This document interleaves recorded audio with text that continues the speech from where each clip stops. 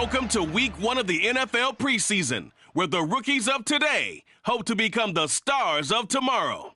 It's the Vikings and the Texans, and it's kicking off next on Madden NFL 23.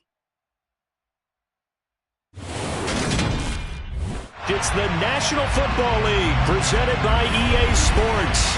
Tonight, it's a preseason matchup between the Minnesota Vikings and the Houston Texans.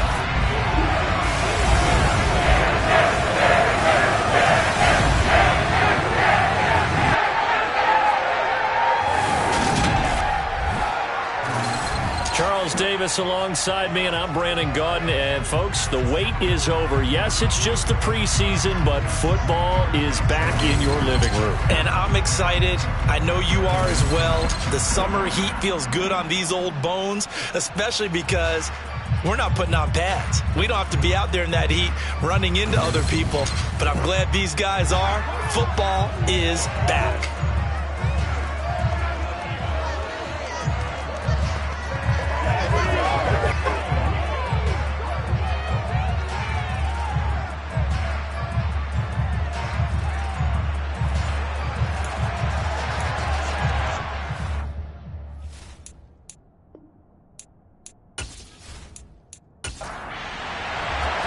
And we are underway from NRG Stadium in Houston.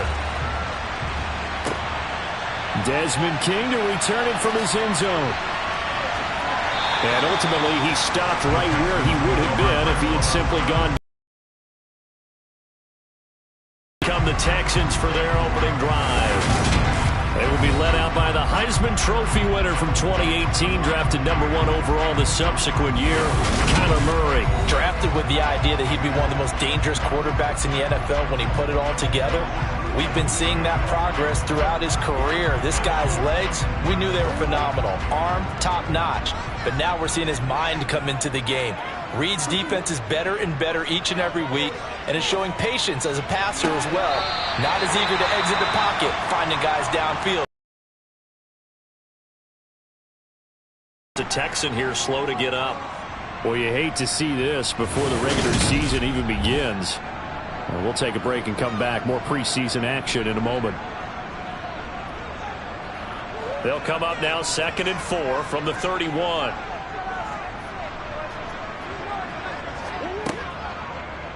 Now they'll run the option to the short side left. And he slips up past the 45 before being tackled. Really good effort. He does it himself, picks up 15, also picks up the first down. And this, I mean, it's certainly something to watch out for. He is not afraid to call his own number on plays like that, and here he takes it for good yardage. And we know this defense prepared all week for this, but sometimes when you see it in person, it's a whole different ball game, and all that preparation, it goes right out the window.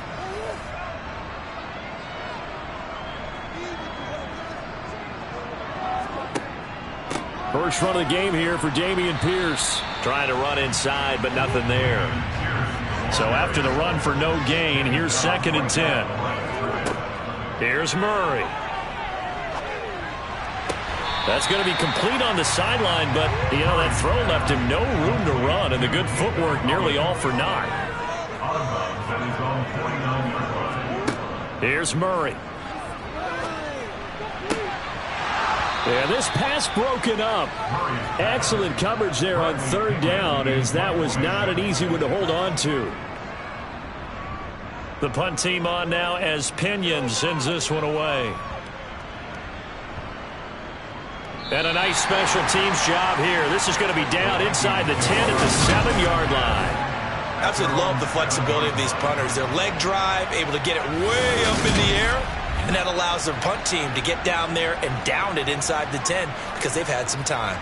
So here come the Vikings with a long field ahead of them. And they'll be led out by a guy who has a couple years under his belt in the NFL, their 3rd-year quarterback. So this is where we find out about the game plan and the trust factor, don't we? In this situation, the natural thing is take care of the ball, run it inside, everyone cover it. Just, you know, get yourself some room and let your punter punt it out of there. But when you really got a QB you can trust, you might want to take a little shot early and try and create. This time for Smith, and it's intercepted. picked up by Mike Hughes. And the Texans are going to take possession of the football.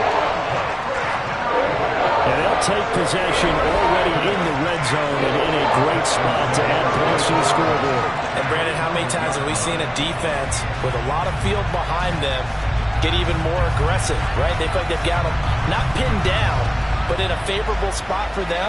And they took advantage of it there. Got a nice interception and set up their offense in great shape. From down at the 12, it's 1st and 10. 1st and 10, it's Pierce. And he'll be dropped at about the 11 after only a yard. Here's 2nd and 9, just a yard on that last run.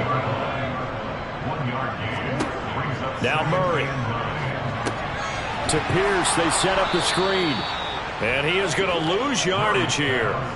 Call it a loss of 2 there on the play. And that brings up 3rd and a full 10 yards. Now that screen there on 2nd down certainly didn't develop how they had hoped. Is that one they should have even tried, or is that one the quarterback sticks in his pocket? I think the latter. I like what you said there, because trying it is one thing. We can second guess just about every call. But in this case, when you realize it is broken down, just throw it at the feet of your intended receiver so that no one can pick it off, right? You don't have the ball tipped up in the air, and you come back and try and pick up the 1st down on 3rd down. That way you don't lose any yardage.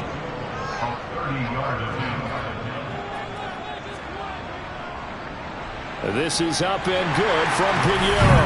And it's now 3-0 Texans. So the interception set him up with terrific field position, but 3 points, the end result. Yeah, we can make this one pretty simple, partner. You always want to end drives with points, but that's one that you're going to look back on and probably say, we should have done better there. This will be fielded inside the 5. And he'll be brought down right on the chalk of the 20. And the Vikings taking the field here for their 2nd drive of the game. They threw an interception the first time they had the football, only gave up 3 points off of that, so it shouldn't be a difficult hole to overcome. It really shouldn't, as long as they're not listening to the chatter coming from the other side, because when you throw a pick, look, I know defensive backs, they have a tendency to be a little bit loud after they take one away, but they also have a tendency to gamble a little bit more, thinking they'll get a second one. Maybe they can take advantage of that with some double moves. 2nd and 9 now. Man open, that's Marquez Valdez-Scantling. Coming up here looking for 3 yards to pick up the 1st. Off the play fake, he'll look to throw. Another catch for Valdez-Scantling. And they'll get it up just short of the 45 at the 44. 17 yards, 1st down, Vikings. That's a play that will likely be forgotten when you talk about big moments in this game. But plays like this are critical to keep drives going. And if points result, we'll call this play significant.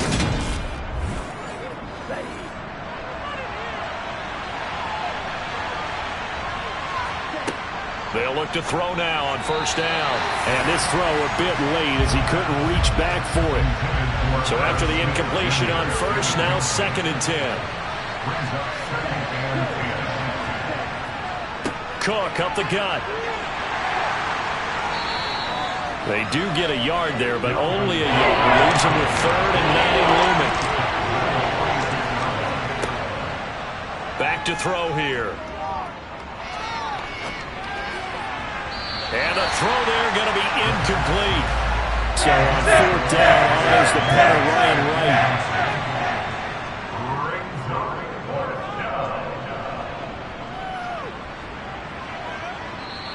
And this one hits at the 3 and then bounds into the end zone for a touchback. Houston's offense taking over again. They've shown very little offensively to this point. Well, neither team has really. And they come up here now 1st down.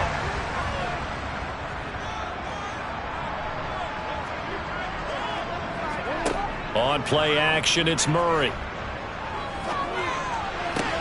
That'll be pulled in downfield by Collins.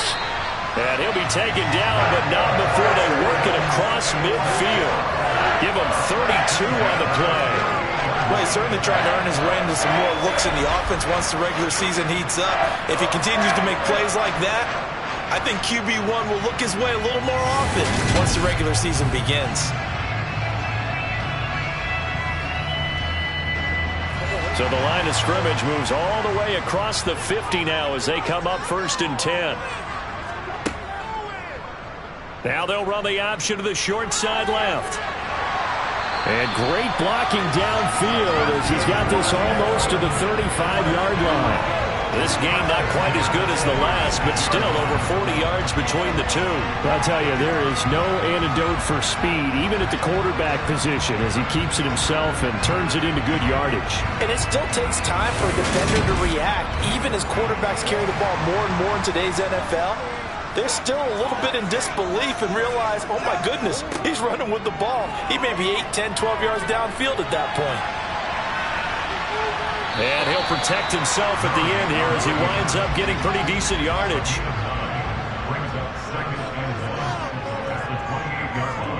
Throwing again on 2nd down.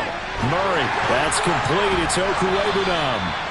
And he's going to get this down near the 25. Throwing on 1st down is Murray.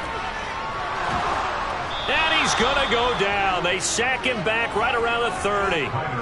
Multiple players combined for their team's first sack of the game. And this is a quarterback who's already had success on the ground in this first half, but this time they're able to hem him in. And it's always different when you rush a mobile quarterback as opposed to a guy you know will be right back in the pocket. In this case, you got to make sure the inside pressure and the outside pressure match, and maybe even a second wave to make sure if he squirts free, you've got someone to tackle him. So after the sack, here's 2nd and 14. Throwing now is Murray. He'll get that complete to Albert O. And he'll be taken down at about the 22-yard line.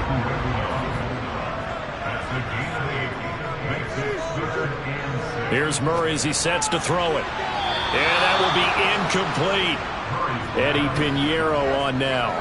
He connected on his first. This time it's 39 yards away. The kick by Pinheiro is good. And that will make it 6-0. So they're able to end that drive with 3 points in this one-possession ball game. And ideally, you want to end every drive with points. Most quarterbacks would tell you, let's end it with a kick, right? A PAT, that's number 1. Field goal you'll take. Punts, you really don't want to do that. In this case, they'll take the field goal and get prepared for the rest of the game. And he'll get it up past the 20 to about the 22. Minnesota now ready for their next possession. Still in the first half, but this offense has struggled. Haven't really been able to get anything going, not only in the points category, but in the yards category. We'll see if they can do better here on this drive. Here's Cook as they begin on the ground. And he gets forward up the middle, but only for a couple. It'll be 2nd down. Here's 2nd and 8. Complete. Smith has it. And he'll be out of bounds right at the 40. The catch and run there, good for 16 and a first. And this was a nice example of an offensive coordinator scheming his guy open. Just a little underneath route, just trying to free up some space. And it worked awfully well. Got him not just space, but plenty of room to run after the catch to pick up really nice yardage.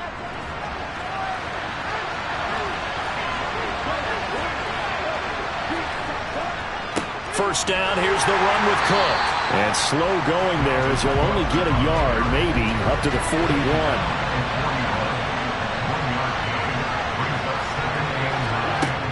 He'll look to throw. And he slings one that's incomplete. After an incomplete pass on 2nd down, that'll leave him trying to convert on 3rd and 9. A throw there, but that's going to wind up incomplete. And here's Ryan Wright now. As he'll punt it away for the 2nd time.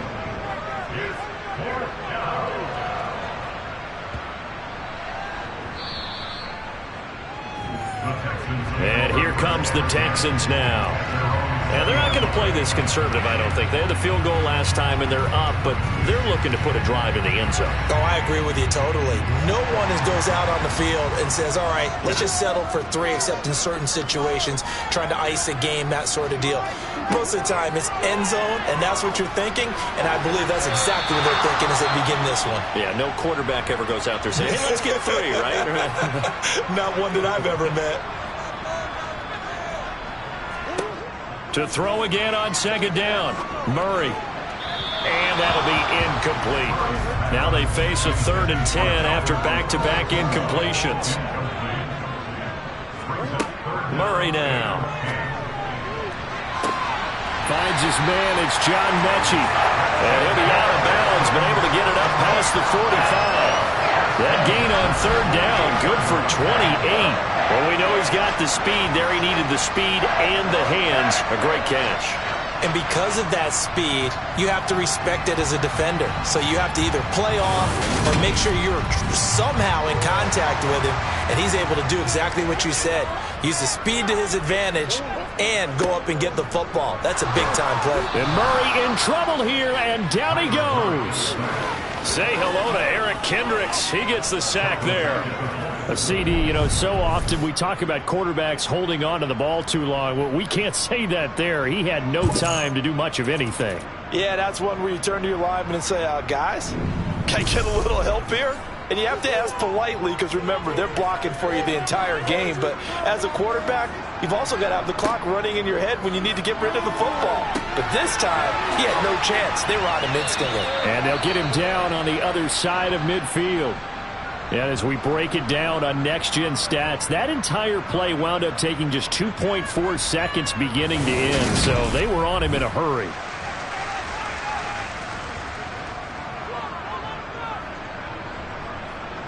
An extra defender in the secondary for the Vikings here on 3rd down. To throw, it's Murray. Delivers another one to Pierce. And he's going to come up a few yards short. Brought down at the 45. He did his best to just get 4 out of that, but not enough. And now 4th down. How about that strategy there, Brandon? 3rd down. They just said, we've got faith in our tacklers. We'll give you the short stuff, and just decided to protect the sticks. So every time I hear fans telling me tackling's not a part of the game anymore, plays like that, I can clip and save and show them you have to tackle well if you want to be a good defense. And well done here. That one will kick out of bounds at about the 8-yard line. So well done there. And these punters, they get more specialized and better each and every year, don't they? They sure do. And now it's really not the American punters. It's the Australian punters with their kicking academies and that flat drop and just kind of kicking the nose of the football. They're able to almost stop it where they want to, like a good golfer can check one up. They start the drive with Cook. And he's only able to work this from the 8 to the 10 for a pickup of 2.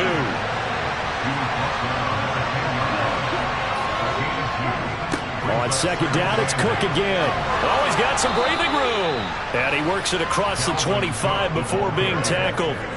It's a gain of 16, and the Vikings have the 1st down as well. That time a little misdirection really seemed to fool the defense. And think of it this way. From the time you're in high school, you're taught to watch film and pick up tendencies.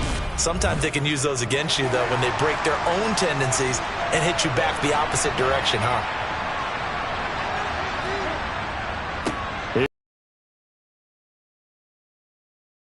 And down he goes, but he takes it up to the 40. Another nice gain. That's now 30 yards between those last 2 plays.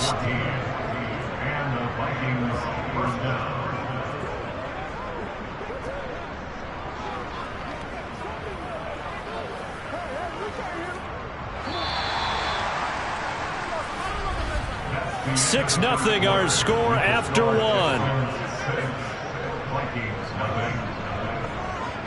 The Vikings with the football here to begin the 2nd quarter. This offense finding its legs now. Here's another 1st and 10. They'll go Madison up the middle. And good vision there as he's across midfield and down to the 45-yard line. 15 more there, and they're on a roll. It's another 1st down.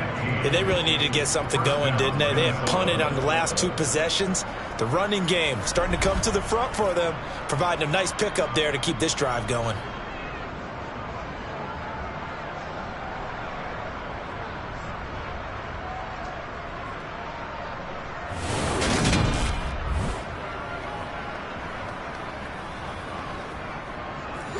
So a 1st and 10 now in Houston territory at the 45-yard line. And here comes throw number 1 for the backup QB. Sideline throw, it's complete. And a nice job there of keeping the toes in bounds.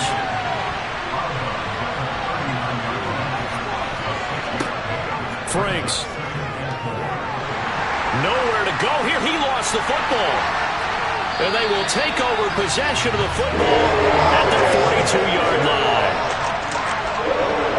He was under duress, surveying, trying to find somebody to get the ball out of his hands. In the meantime, the defense, they took it out of his hands. And when the ball snapped, I know exactly what the defense is thinking. Get a sack, put him on the ground. But when you can also knock the ball free while doing so, oh, there's the bonus for you as a defender. And now out comes Houston. Obviously not the intended goal last drive. They had to punt the football, but still, they've got the lead here, and now a chance to add on to that lead if they can get points on this drive. 1st and 10 upcoming. They're throwing to start the drive, but that one incomplete. Ball on the 42 as they come up 2nd and 10. Now Mills.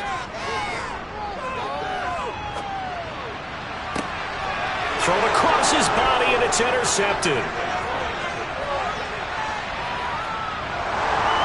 And he will take this one home. It's a touchdown.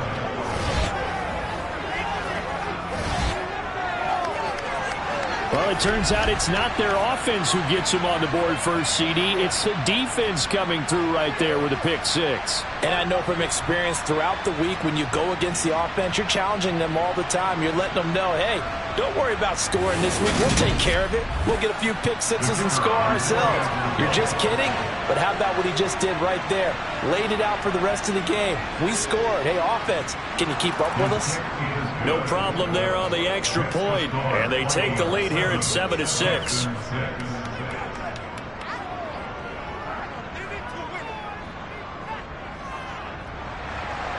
So they throw the pick 6. They'll get another shot at it now as this one's in the air.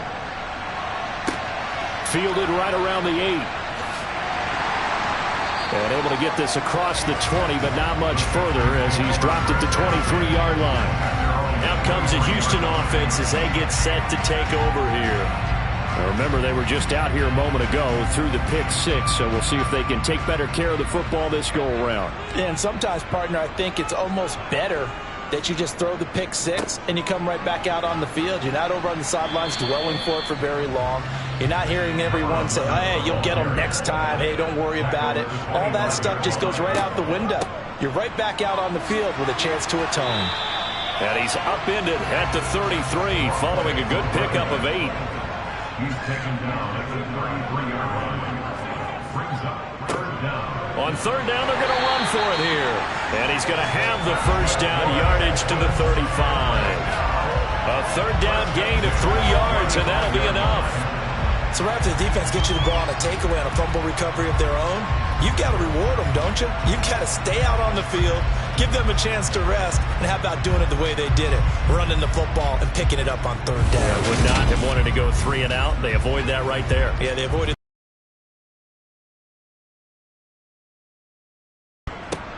On 1st down, they'll go to the ground attack.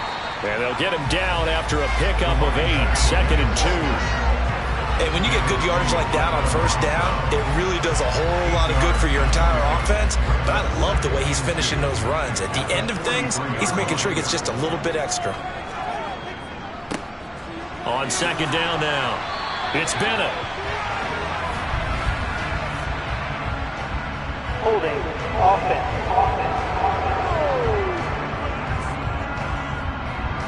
Now they face a 2nd and long following the holding penalty. And they'll try to throw here. Mills. Now they set up the screen. That's complete. And he'll lose yardage. Brought down at the 32. Just a loss of a yard there, but it's not going to help. Now they face a 3rd and 14. It looked like the defense, they were ready for that one. Really left him almost no room to work after catching the ball. He could throw every move in the book at him. They were there, and they tackle him for a loss. The Texans on 3rd down. They've converted just 2 for 6 thus far. This is 3rd and 14. Flush, and he's going to have to eat this one as down he goes. Multiple defenders getting to him there for a huge loss. He continues, Charles, to be under constant pressure, and these sacks, they're starting to pile up. And if they want to have a realistic chance in this one, they've got to change their blocking assignments. They've got to do a better job to keep him upright. If he's going to be on the deck constantly, they got no chance to win this game. So on now is the Clemson man, Bradley Pinion, to punt this one away. He's been a busy man here in this first half as he gets it away. That'll be a 43-yard punt, just a single yard on the return. And it will be Vikings ball, 1st and 10. Now the Minnesota offense set to take over again. And last drive, obviously not what you're looking for. You've got the lead. You've got to protect the football. So in other words, someone got lucky because they've been moving the ball really well and wearing them down. In this case, though, giving up the football doesn't make them very happy. They can't wait to get back out there and atone for it. And try to atone for it here on this drive. 2nd down, Franks. And this time he's got the hook up. It's complete. And a 6-yard gain gets him right around the 43. Franks now. And he fires one, but incomplete. And here's Ryan right now as he's on to punt for Minnesota.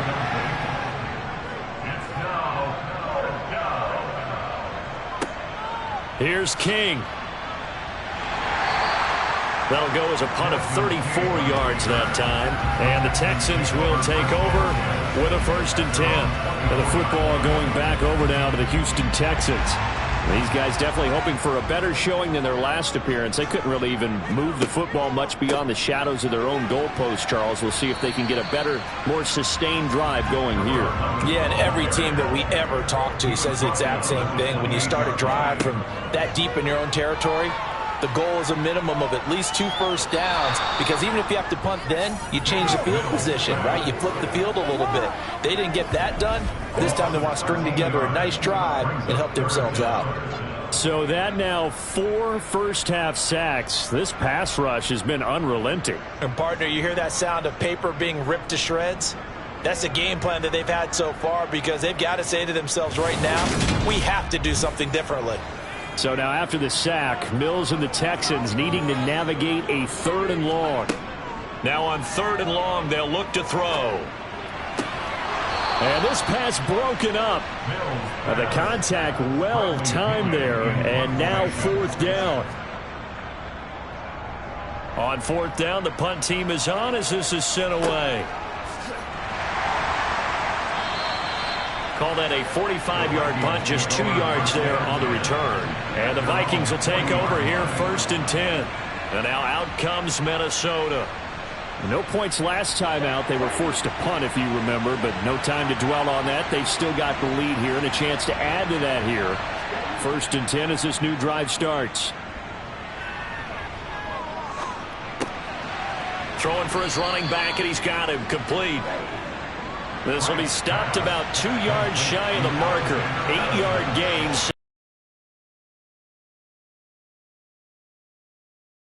Pressure, and the Texans able to get in there for the sack. More than one defender there, and that's a loss of 5 on the sack. When the second guys putting the pressure on, that's a strong safety. When I was in college, we often called that a lightning blitz.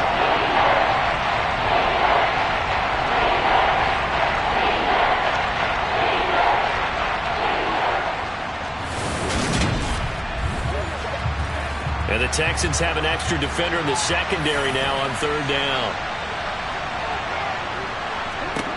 Now Franks. He's got a man. That's caught. Left sideline. And he takes this one down almost all the way to the 30.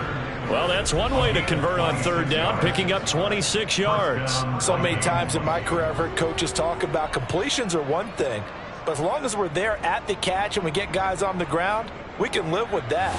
If you're going to give up 10, 12, 15 yards after the catch, then your defense is going to be in a lot of trouble. So a 1st and 10 now in Houston territory, down at the 31. Looking to throw. Franks. And seeing no options, he just tosses this one away incomplete. Now that'll It'll bring up second down. Now it's second down throw. Here's Franks. And this is incomplete. So back-to-back incompletions, and that has him staring at a 3rd and 10. It's Franks now from the shotgun. He's going to let this go. Back of the end zone. And he bats it away, and it falls down incomplete.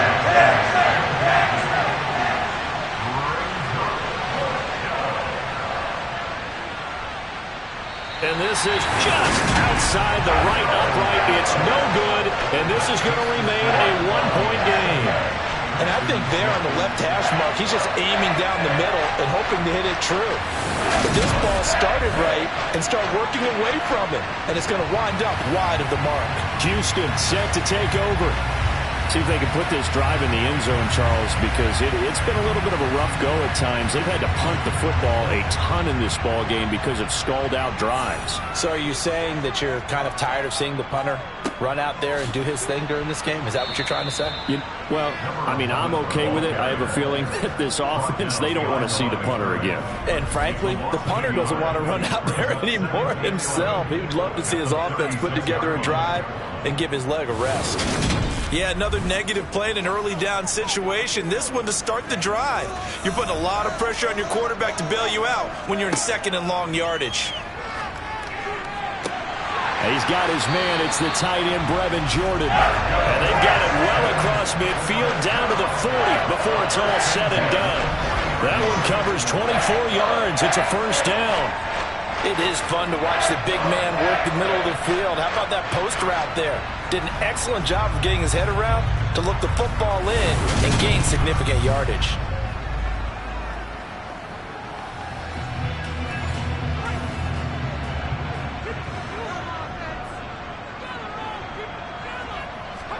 First down, Mills. Under a heavy rush, and down he goes. It'll be a loss of 7 on the sack, and it brings up 2nd. Now, the number one mission of any offensive line, you got to protect that quarterback, keep him safe back there. This time, the rush got to him in a hurry. Yeah, that's one where you turn to your lineman and say, guys, can I get a little help here? And you have to ask politely because, remember, they're blocking for you the entire game. But as a quarterback, you've also got to have the clock running in your head when you need to get rid of the football. But this time, he had no chance. They were on him instantly. And he'll be brought down just shy of the 40. And the next-gen stat's going to illustrate just how quickly a quarterback has to process everything, as he was on the ground in under 3 seconds, 2.9 to be precise. And he's going to be taken down, but there's a penalty flag in the backfield.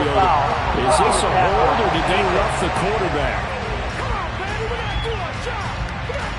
So the call there, roughing the passer. Well, the preseason's time for working out the kinks, but sometimes you've got some defenders who are too eager to impress, trying to make this team.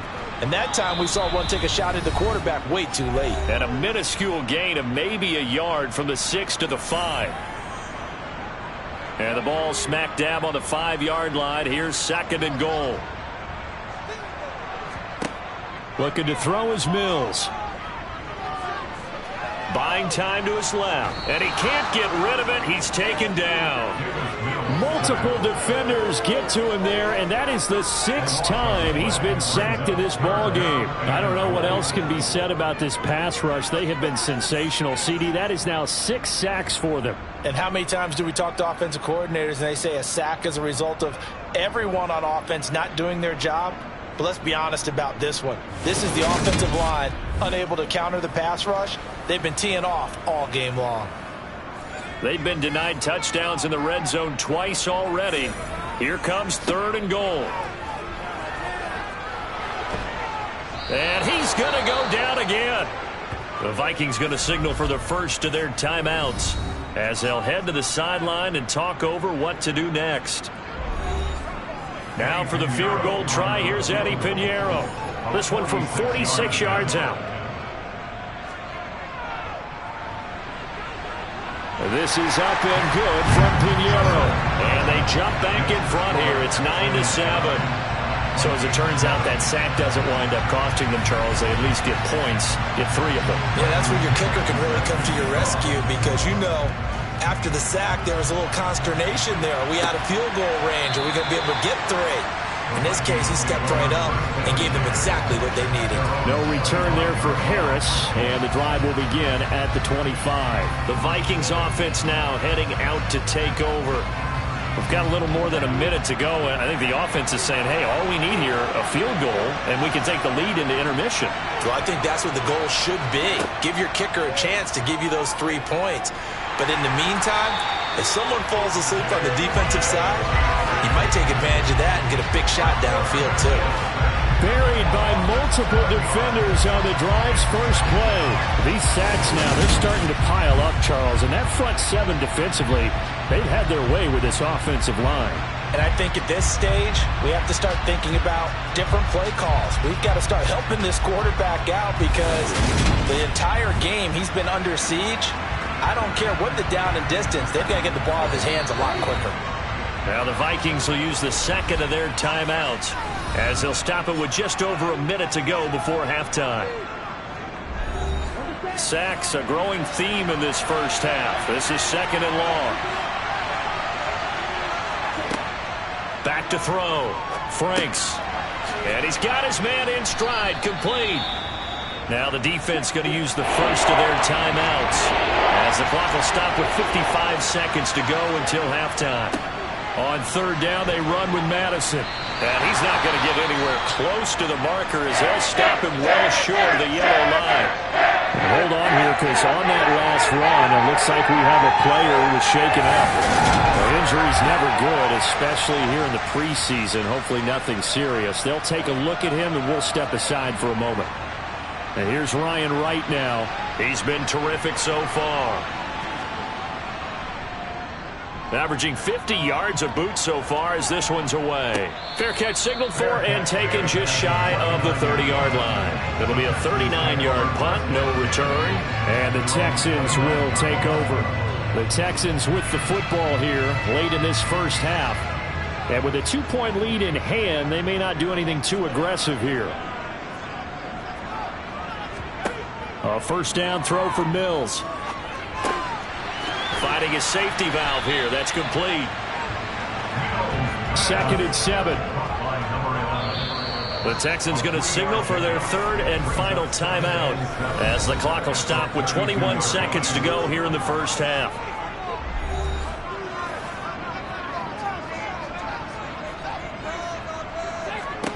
Looking to throw again on 2nd down. Mills. Dancing to his left. And he takes a shot on the release as this will be incomplete. Intended for number 16. This time they stay on the ground. And they will get to him behind the line, but they're out of timeouts, remember, and the clock continues to wind down. Now here's Bradley Pinion now. And he deserves a bronze leg as he gets this one away. On the return, Harris. Almost outkicked his coverage there. 48-yard punt, but 10 on the return. And there'll be time for maybe one final play before halftime. So we have reached halftime in our first preseason matchup of the year. As we'll get you over to Orlando, where standing by is Jonathan Coachman. He has our EA Sports halftime report. Okay, Brandon, thank you very much. Back to you guys in just a minute as we've started the countdown to opening night. Remember, the preseason has shrunk from 4 games down to 3.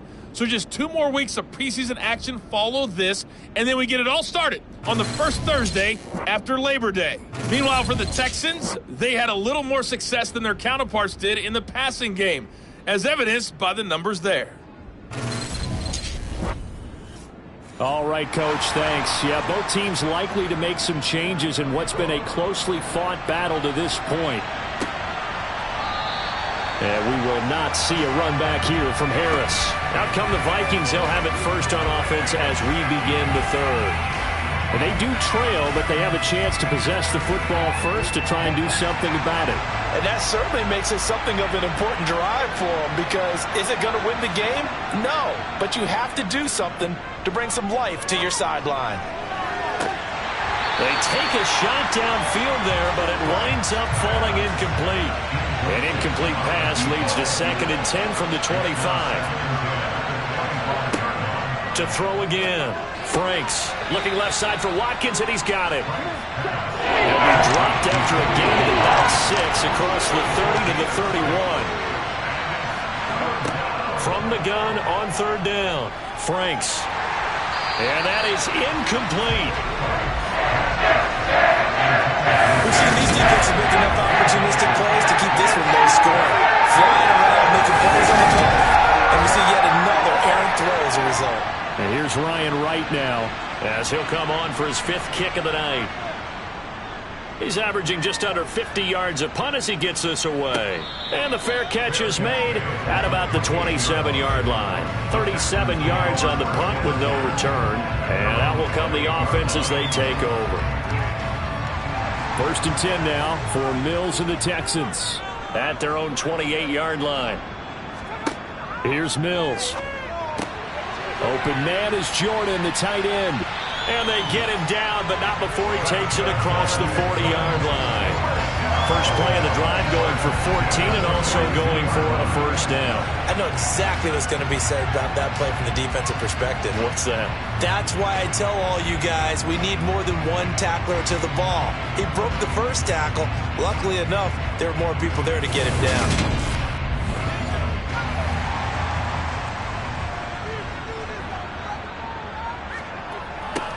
On 1st down, they'll go to the ground attack.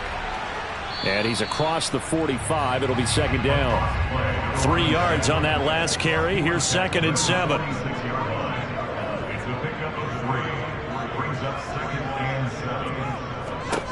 Mills now. And that is incomplete here. They head to the line facing a 3rd and 7 following the incompletion on 2nd down. Throwing, Mills. And the throw there going to be incomplete. Here's Bradley Pinion now as he'll come on to kick for a 6th time tonight. And the kick's away as he angles this one for the sideline. And this will be out of bounds, and they spot it at the 15-yard line. Not too bad. Minnesota's offense takes over possession. And our game's hit a little bit of a lull here, a little bit of a snag. Punts on back-to-back drives. And old-school coaches don't necessarily mind that. Didn't turn it over, right? Didn't create a big play for the other team. Right now what you're looking for is can you gain an advantage in field position? And that's what both teams are seeking right now. Yeah, they'll be seeking to gain that advantage here on this drive. Franks now on 2nd down. Looking left side, and he's got a man. That's Watkins.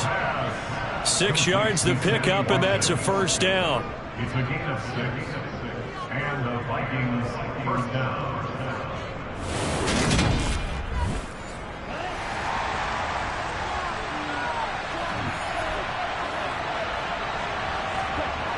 Looking to throw. Franks. And he's going to go down. The Texans come at him and able to bring him to the ground. A loss of 4 that time on the sack, and it brings up 2nd. And this dominant defensive performance continued on that play. This poor quarterback has now received the protection he needs and has had to pick himself up off the turf far too often.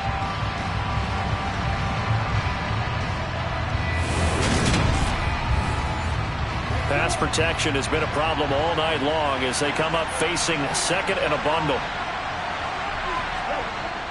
Back to throw. Franks. This goes out wide from Madison. And he'll get to the 29-yard line, brought down there. These guys have punted 4 times already, and they're staring at a 5th, barring a conversion here on 3rd down. That's caught by Kelly. And he gets this up across the 35 before he's out of bounds. It's a 7-yard gain and good enough to move the chains. I'm not sure that was necessarily a safety valve or a check down throw on 3rd down. Sometimes just try and find the open guy and get him the ball. He did exactly that and found a way to pick up a 1st down.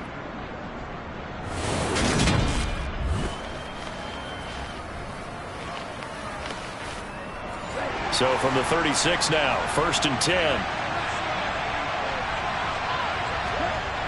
They go play action with Franks. Steps away. And that is incomplete. They'll try again from the 36 on 2nd and 10. On the handoff, it's Madison. And he's across the 40, 3 extra yards to the 43. The 8th play of the drive coming up. It's 3rd and 3. Looking to throw. Franks, throw left side, complete. That's Watkins. And he appears to be about 2 feet short on 3rd and 3. Leaves him with a 4th and 1. It looks like they got what they wanted. They got the completion, but they weren't able to break any tackles or gain nearly enough yardage to pick up the first down. Now to be 4th and short.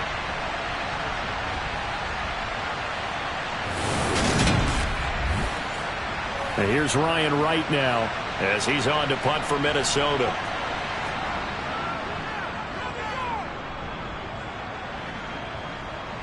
And the fair catch is taken at about the 13-yard line here. It'll be 37 yards there on the punt. And the Texans are going to have the football with a 1st and 10 deep in their own territory. 1st and 10 now for Mills and the Texans. At their own 14-yard line. Off the play fake, Mills. He's going to flip one out here to his running back. Now whistles and a timeout. Looks like we've got a Viking slow to get up. Well, you hate to see this before the regular season even begins. We'll take a break and come back. More preseason action in a moment.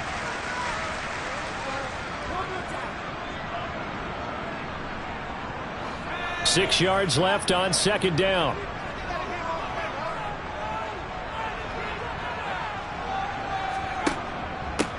One back in the backfield, he'll get the carry. And they'll bring him down at the 27-yard line. 9 yards to pick up there, and it's a first down. That was a good, nice, crisp run for a first down. I wonder if the defense might have been loosened up a little bit, maybe anticipating a pass instead of the run that they got.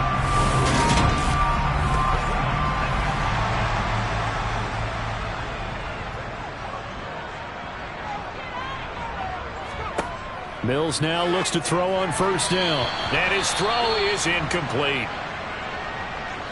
An incomplete pass on first down. That leads to a 2nd and 10. Here's a handoff out of the gun. A short gain here, maybe a yard to the 29. They'll come to the line here needing 9 yards to pick up the first. On 3rd down, here's Mills. And he's got a man. It's the tight end Howard, complete. And he'll be taken down, but not before they work it across midfield. That 3rd down conversion good for 23. Whenever we talk about moving the sticks and controlling the football, there's a great example right there. Those are the 3rd downs you need to convert to win football games. We're in the 3rd quarter of this one, and this is a tight one.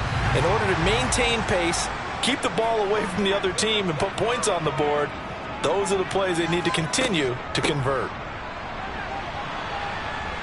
And they'll get this just to the 47. 1-yard gain. The run only got a yard. Here's 2nd and 9. And they'll keep leaning on the running game. Back to the ground.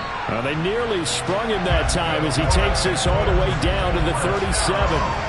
46 yards rushing on 12 carries for him now. Looks to me like maybe there's a little attrition setting in with this drive, because when you see that type of a run, I get the feeling the defense gets a little bit tired. And that's the last thing they need, especially when they look up at the scoreboard.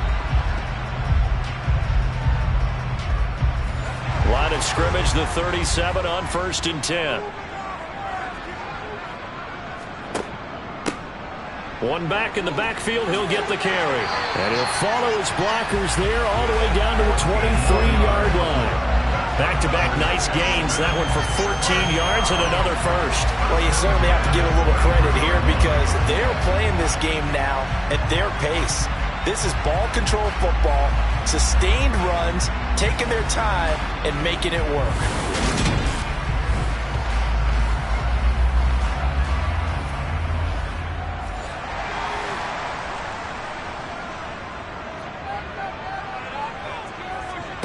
On play action, Mills. That's caught by Howard. Just a gain of a couple there. And that'll bring up 2nd down. Yeah, that one was covered pretty well because they were trying to leak the tight end out into the flat. I think they were hoping he could catch it, turn upfield, and pick up the first down.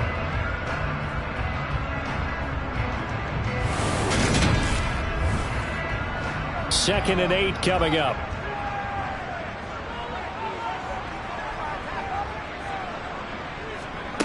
Mills to throw it. Wide open receiver complete. And they are able to stop him, but he does take it all the way to the 2. A good pickup there of 20 yards. I'll tell you what, this offense is playing a little bit of keep away right now. They've come out here in the third quarter, possessed the ball for quite a while, and they keep on converting. Nice pitch and catch there to set up the first and goal.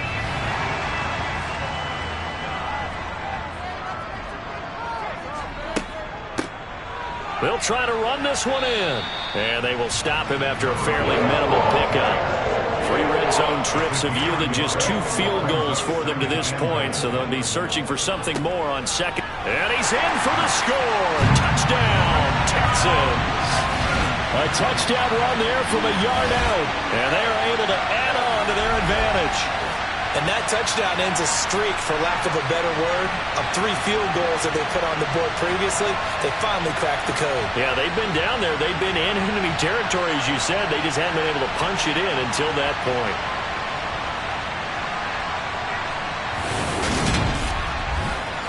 Eddie Pinheiro down for the extra point.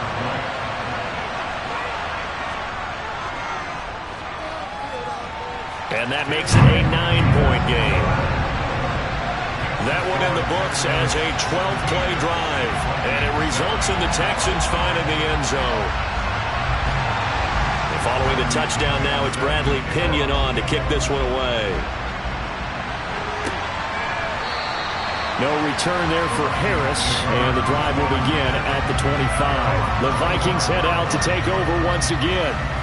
Defense got the better of them last series, forcing a punt. See if they make a few changes in the game plan here and try to get points out of this drive. 1st and 10. They'll start on the ground with Madison. And he fights forward for a modest 2-yard gain. 2nd down. The last run got a couple. Here's 2nd and 8. Another carry now for Madison. And he takes this up to the 40-yard line before being corralled. 13 yards as the Vikings pick up the first down. Despite the score, despite the deficit, no quitting this guy. He's running angry, running through arm tackles. He wants to change what that scoreboard is saying.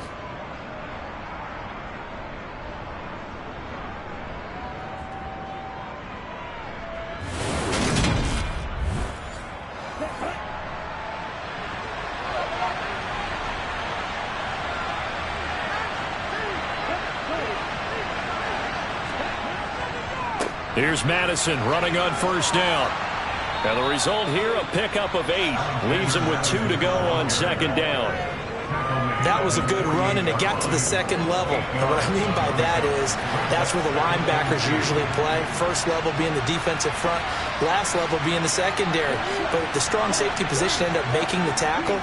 And oftentimes we call them a hybrid. Combination defensive back, combination linebacker. We saw the linebacker make the stop. They try to throw on 2nd down, but this one is incomplete. These guys have punted 4 times already, and they're staring at a 5th, barring a conversion here on 3rd down. They'll try to get it on the ground with Madison. And boy, he is very close to a 1st down, but from where they're spotting that football, he's going to be a foot or so short. It'll be called a gain of 2, and now leaving with some options here on 4th and inches. Ladies and gentlemen, that is a force of nature at the defensive tackle position. Yes, he's as big as they come, but still plenty agile. He's able to make a nice play there to swallow up the ball carrier. And here's Ryan Wright now. He'll boot it away from about his 35.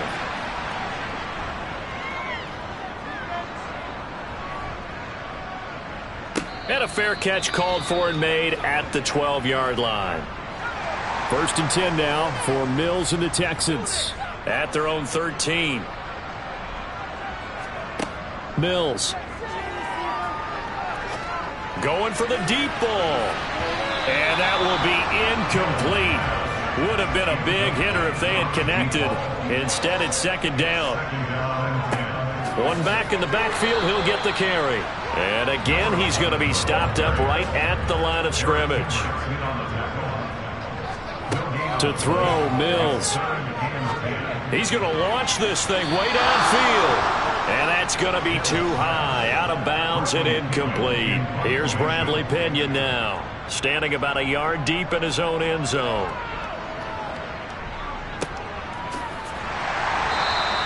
It's a 45-yard punt, just a 1-yard return. And it will be Vikings ball, 1st and 10. And now out comes Minnesota.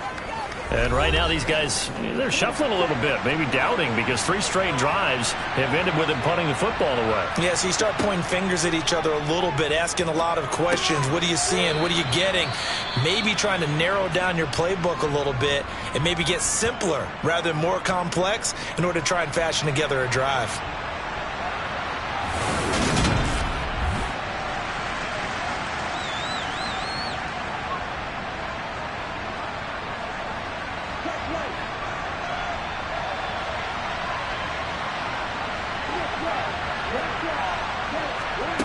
Second down, Franks.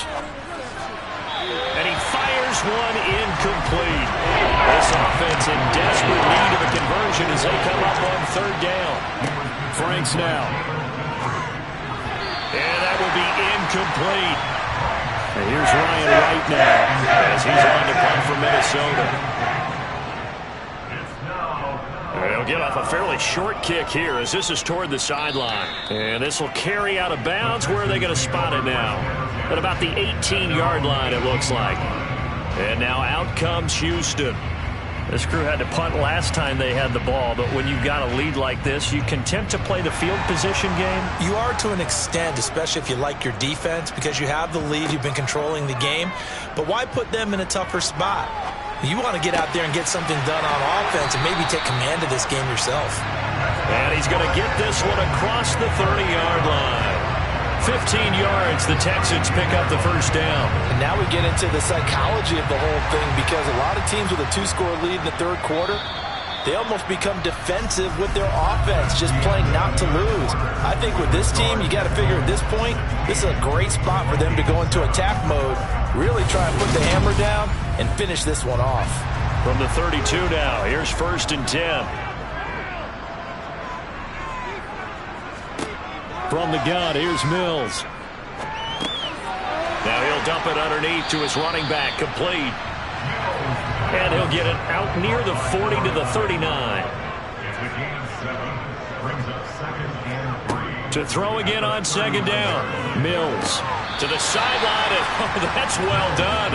Able to drag the feet. He's going to have the 1st down. On 3rd down, they're going to run for it here. And he is going to have a Texans 1st down, at least at first glance, as he'll spot the football just beyond the marker. They find a way to convert on 3rd and inches.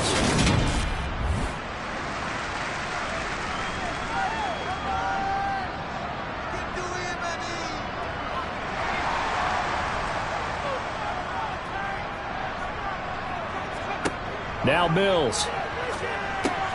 Got this into the hands of the tight end, Jordan. And they're going to get this up to midfield.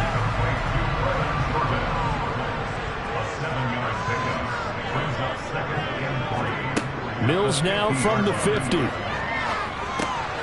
Now he'll dump it underneath to his running back, complete. And they're going to get this to about the 44-yard line.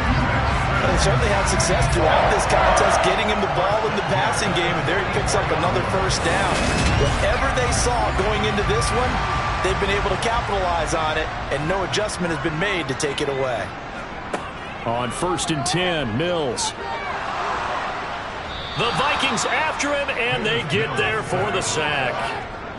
It'll only be a loss of a couple, but the pressure gets home on 1st down. This is a little hard for me to compute because I'm watching sack after sack happen, but somehow they're still behind in the game. I would expect all of this defensive pressure to translate to them taking a lead, and thus far, it hasn't happened. Time's winding down. They don't want to waste this type of performance from these ace pass rushers. If nothing else, they've already taken a couple minutes off the clock here already as they come up 2nd down. Another try after the first down sack. Mills under pressure, and they got to him again. Eric Kendricks, his second sack of the night. One of the league's best linebackers, he ended that play almost before it began, and the running back absolutely overmatched no matter what he tried to do.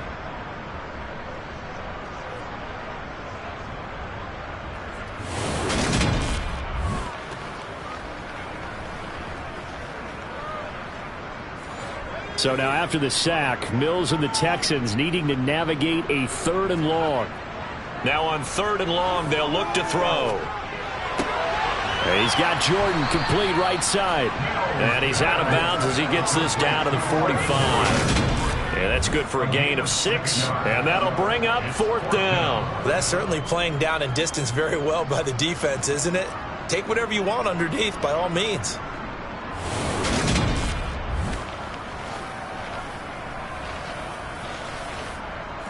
Here's Bradley Pinion now as he's on to punt for Houston.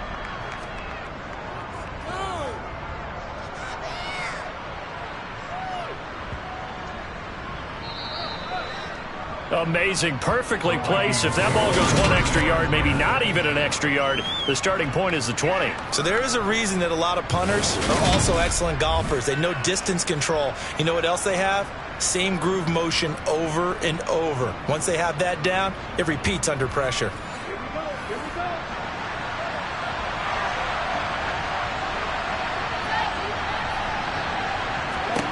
On 1st down, here's Franks.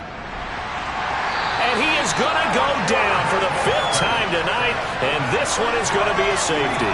Well, there is still time to recover from this. It remains a 2-score game even with the 2 points there, but let's just say things not trending in the right direction. I like that phrase. I'm going to say it along with you. Things are definitely not trending in the right direction. They needed something on that drive. Instead, they gave up 2 points and a lot of hope.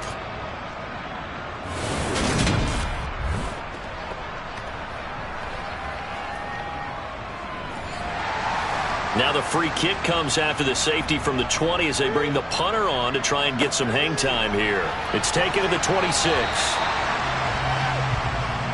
Now comes a Houston offense as they get set to take over here. Now there are 2 scores on the plus side. Still time here in this 4th quarter, but maybe you start thinking about playing keep away? Yeah, I think here's the situation. You're not thinking touchdowns anymore. You're just thinking first downs.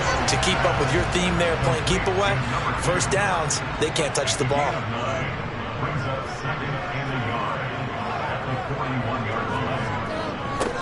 One back in the backfield, he'll get the carry. And some space here. 87 yards on the ground for him now as he has gotten better, really, as the night's gone on. And carries like that, that's how they're going to continue to salt this thing away here, Charles, in the 4th quarter. Yeah, how about that? A new set of downs. Clock continues to move. No better way to close out a game than to tap those mastodons you have up front and say, guys, keep pounding them. Let's keep the ball, keep their offense on the sidelines, and let's close this one out. 1st down, Mills. And that one going to come up short. Low throw. So now 2nd and 10 after the incompletion on 1st down. Looking to throw is Mills. Sideline throw, it's complete. And a nice job there of keeping the toes inbounds. On 3rd down, they're going to run for it here. And he's going to get the 1st down as they bring him down at the 23. Someone's been having a good game so far, and you know something? A lot has been power running. They decided to turn him loose again on 3rd down, didn't they? They did indeed. He delivered the tough yards.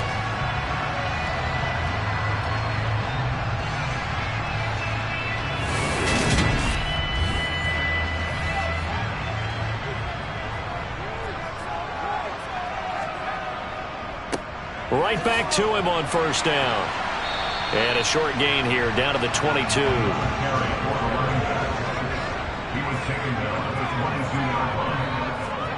On 2nd and 9, Mills. His throw incomplete. Now play number 8 on this drive, and they need 9 yards to pick up the 1st on 3rd. Back to throw. Mills. Eluding the pressure right. And that is incomplete. Eddie Pinheiro on now. From the left hash, this from 39. The kick by Pinheiro is good, and that will extend their lead even further. So when you factor in the safety, this now a 5-point swing. And look, I'm not going to turn away a 5-point swing because 5 points, that's valuable. Don't get me wrong on this. But if they could have taken that safety and added 7 to it, now you're talking about a really big swing. And he'll be tackled just shy of the 25. And out now come the Vikings. And last time they surrendered the safety, we know they don't want to do that again. That is just one of those oddities in scoring that we get. And it's just so strange to see that go up on the board. And then you got to make sure that that doesn't happen to your team again. They've got to take care of the ball. But, boy, it juices up the defense. Oh, without a doubt. That's a great way to score some points. And now a throw on first down there, but it's incomplete. After the incomplete pass, here now is 2nd and 10. Now Franks. He's got the tight end, Mo Alley-Cox. And from the 25, they work this to the 29, a gain of 4. Franks, 3rd down from the gun.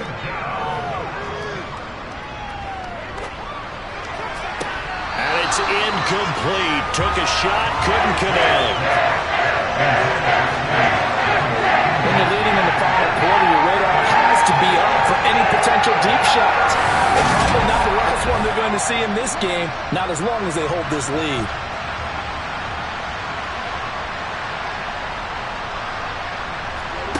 Franks will throw for it on 4th down. Oh, he's got a man wide open, complete. And he is going to pick up the Vikings' first down as they manage to convert, and that'll keep the drive alive. 4th quarter, every drive's so critical, and you figure may only get one more shot after this, so a touchdown's imperative on this drive. It is, but you also have to think to yourself in play calling, don't hold anything back. Don't save it for the second touchdown. You got the first one for the second one to even matter. Now a give to Madison, and he goes across midfield and down into Houston territory. The first down run got 5. Here's 2nd and 5. The Franks looking to throw. And this is caught by Watkins. And he's going to be taken down just shy of the 35. This defense has certainly had an outstanding second half, haven't they? I know they just gave up a first down there, and for the offense, they're hoping that that's something that they can jumpstart with and maybe start to move the ball a little bit better. But it's been tough sledding for them here the entire second half. On 1st and 10, Franks. And a quick throw here, that's complete. So that'll be no better than an incompletion. And it's 2nd down.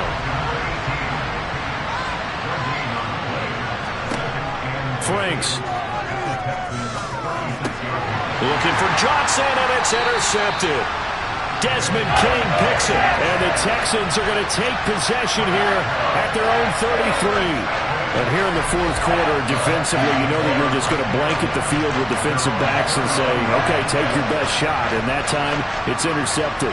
And we've often seen teams go into the prevent early, way too early, and sometimes they get too soft in their coverages. But not in this case.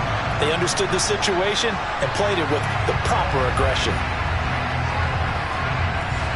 1st and 10 now for Mills and the Texans at the 33-yard line. They'll start this drive out on the ground. And he'll work this one up to about the 38. Clock continuing to run. They'll probably wind this all the way before snapping it on 2nd down.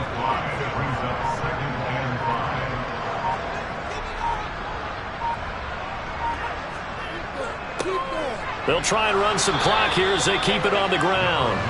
And he is going to be stopped up at the line of scrimmage. And we'll have a stoppage as well as we have reached the 2-minute warning. So it's Texans football as we welcome you back. Now, this is a big 3rd down, and you'd have to think we'd see a timeout right away if they can't stop him here. Forced out to his left. A hit as he throws there, incomplete. Putting pressure on the guy throwing the football is always good, but when you can couple that with contact on him that leads to an incompletion as we just saw there, that's winning football. The punt team on now as Pinion sends this one away. Just 34 yards on the punt there, no return. And the Vikings will take over here 1st and 10. So all eyes on this Vikings offense. Down on the scoreboard. At time, a huge factor. You can't say the preseason isn't interesting. This has been great as they come up 1st and 10. Oh, it's a screen pass. That's complete. Broke a tackle, but not much room there ultimately. Just up past the 25 and no further.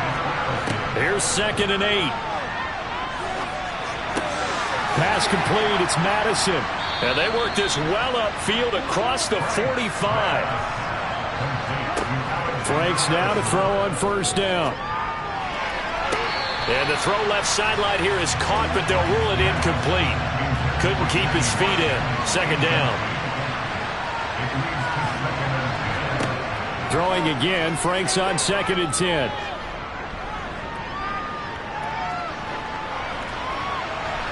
And he wisely will throw that one away. Well, the incompletion, but now we also have an injured player. Injury's never good, especially here in the preseason. Hopefully nothing serious. They'll take a look at him, and we'll step aside for a moment. Worth reminding at this point, no overtime in the preseason, but that may not come into play here in a 2-score game late. Working out of the gun, Franks. And that is incomplete. That means it's just one last chance left, and this has to be a 1st down or a touchdown, and this game's over.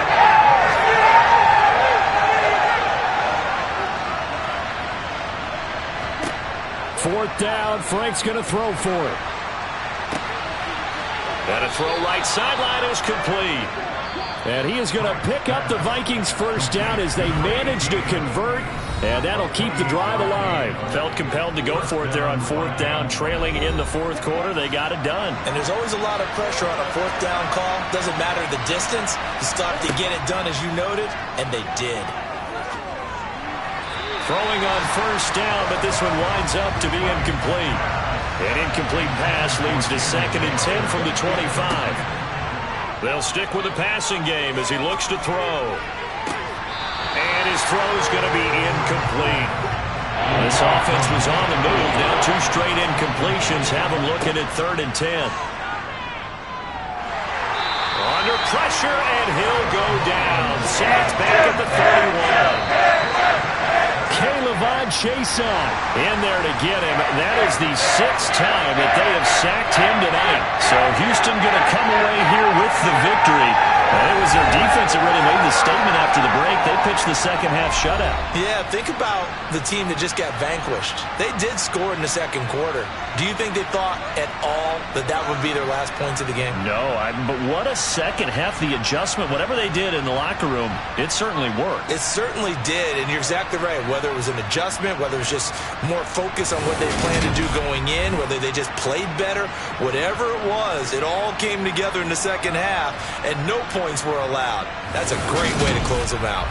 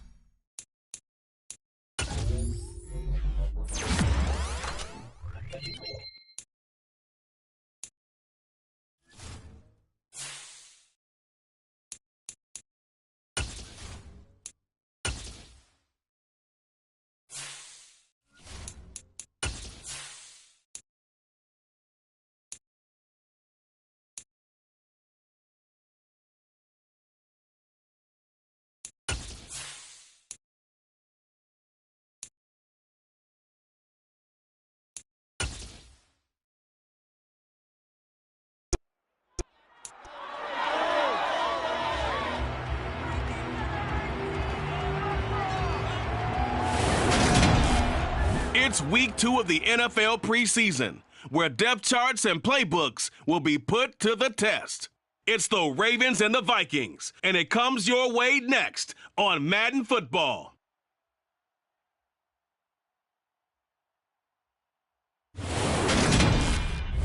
U.S. Bank Stadium holds just under 70,000 spectators, and they've come out in full force for this one. A fantastic atmosphere here in Minneapolis.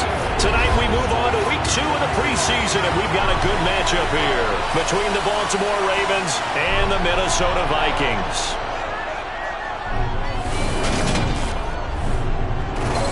Brandon Gaud and Charles Davis, happy to be back alongside you. And I'll tell you what, yes, it's just week 2 of the preseason, but now they've got one game under their belts, and a lot of guys trying to prove some stuff down on the field here today.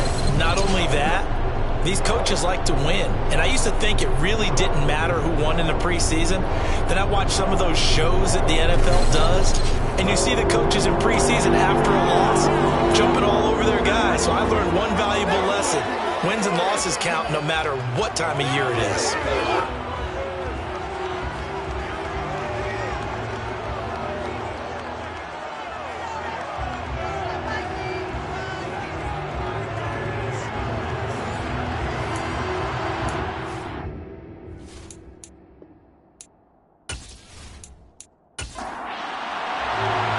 Justin Tucker set to boom this one away. And we are underway from downtown Minneapolis.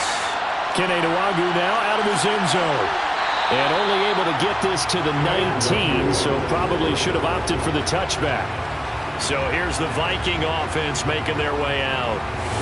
And they'll be led out by their third-year quarterback.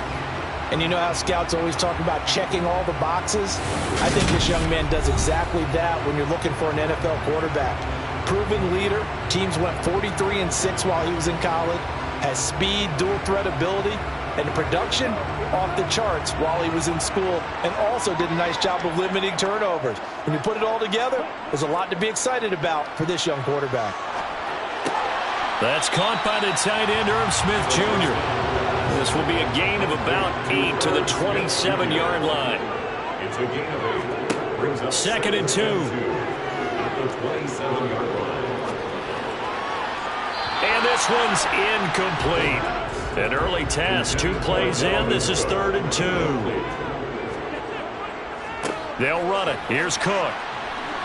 And he's able to get it to the 31, and that's enough for the first. They're able to convert with a gain of 4. Didn't get it by much, but bottom line got the first down. Avoiding that 3-and-out. How vital is that on the first drive? To me, it's like the first round of a boxing match. You know, it may not mean much right then and there, but you'd rather not lose it, right? So you want to go ahead and get it, kind of establish something early, and hope it can carry through. Line of scrimmage, the 31 now on 1st and 10. They'll set up a throw. That's to Cook out of the backfield. Give him a gain of 5 on the completion, and it'll be 2nd down. It's a gain of 5. Brings up 2nd and 5. They'll look to throw. Dalvin Cook now catches on back-to-back plays. And he'll get it out near the 40 to the 39.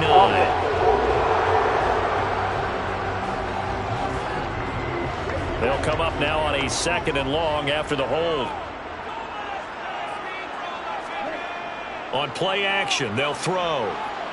And the Raven pressure too much. Down he goes. Tyus Bowser blowing that play up.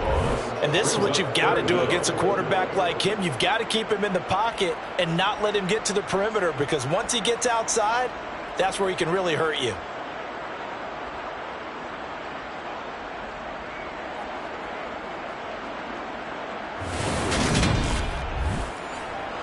Need something from deep in the bag of tricks here after 1st and 2nd down went backwards. It's 3rd and very long. Now they'll throw here out of the gun. He's got Fuller. And he gets this up just shy of the 30 to the 29 before he's out of bounds. They pick up 10, but it'll still lead to a 4th down. They didn't get the first down, but I have to say I do like the call. I like what they were trying to do. Try and hit your receiver on the run and see if he can pick it up. Keep it on his feet, get a little rack yardage. Yeah, but a nice job defensively to get to him and keep him short of the first. So on fourth down, Ryan Wright on to punt for Minnesota.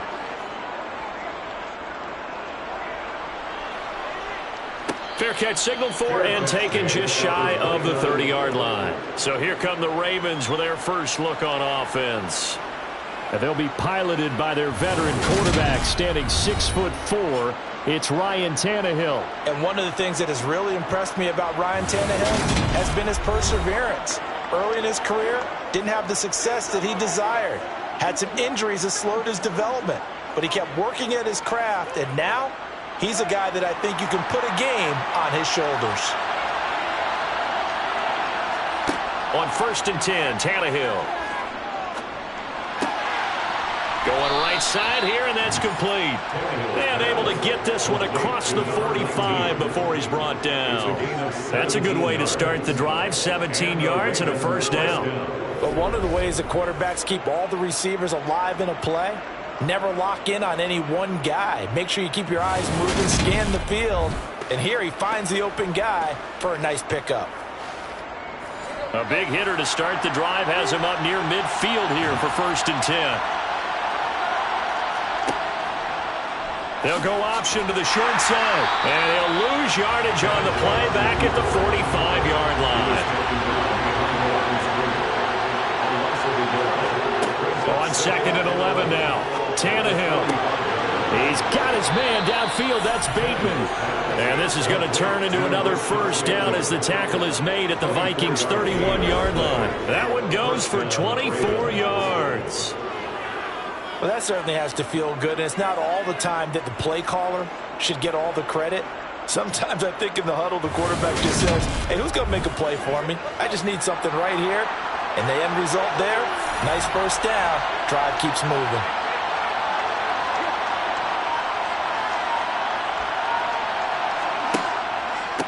They'll run for the first time with J.K. Dobbins. He'll work his way up the middle for a gain of about 4 on 2nd down. Now Dobbins again on 2nd down. And this time they were waiting for him as he'll be knocked down before he can get back to the line of scrimmage. Throwing on 3rd down, Tannehill. Throwing left side here, and it's complete. And this is going to turn into another first down as the tackle is made at the Vikings 17-yard line. A strong pickup of 11 keeps their drive alive. This drive, it's been a good mix. 3 passing plays, 3 runs, hitting on all 3 of those passes, and the last one putting him in the red zone. So wouldn't you think play action right here? Because you've got the ability and had the ability to run it in, throw it, go play action, and take your shot at the end zone. And he's heating up at the line of scrimmage. Might have gotten a yard down to the 16.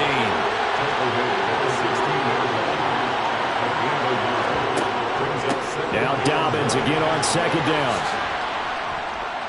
And he's brought down just outside of the 10 at the 11. This will be play number 9 of the drive here as they need 4 yards on 3rd down. Touchdown! Rashad Bateman. An 11-yard touchdown. And the Ravens will claim the early lead as they're on the board first here tonight. An ideal start for them, really. You force the punt, and then you go down and score. And you've got to see a fist pump on the sideline from the head coach, don't you? Because he's turned into his bench, and he's telling his team, this is how we prepare. Force the punt, go downfield and score. I told you guys, it's just like a boxer in the gym preparing for the fight. Now we get to turn it all loose. Tucker able to connect on the extra point, and it's now a 7-0 game. Tucker now to kick it away following the touchdown. Nwangu now from his end zone. And only able to get this to the 19, so probably should have opted for the touchback. The Vikings taking the field here for their 2nd drive of the game. Over on the sideline, hoping to hit that reset button between possessions. Last time out, they had to punt it away. This time hoping to finish this thing off in the end zone. They'll start on the ground here on 1st down.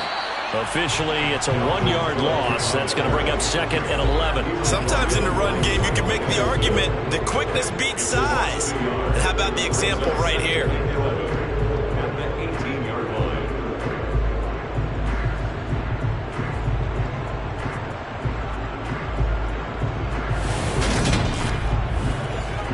after the loss to start out. Here's 2nd and 11. He'll look to throw. And this one complete to Smith. The Ravens bring out an extra defensive back here on 3rd. That's a gain of 8. Makes it 3rd. From the shotgun, he'll look to throw. He's going to fire this thing deep right sideline. And unable to connect. Incomplete. I'll give them credit. They took their shot, but it's going to bring up 4th down. On 4th down, the punt team is on as this is sent away. And no return on this one as the fair catch is signaled for and taken. So possession goes over here on the punt. And the Ravens, they'll take over.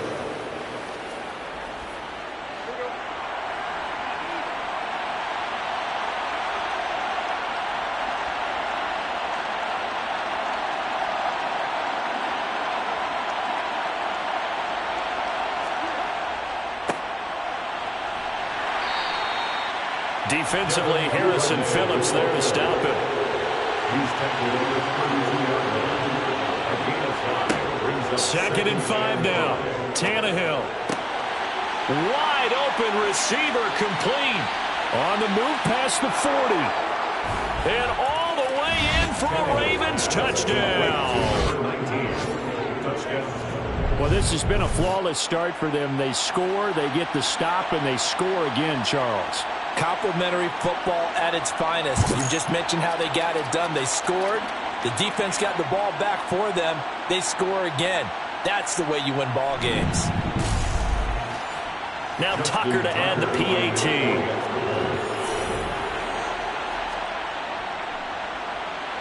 And it's good, and they have jumped out here to a quick 14-0 first quarter lead.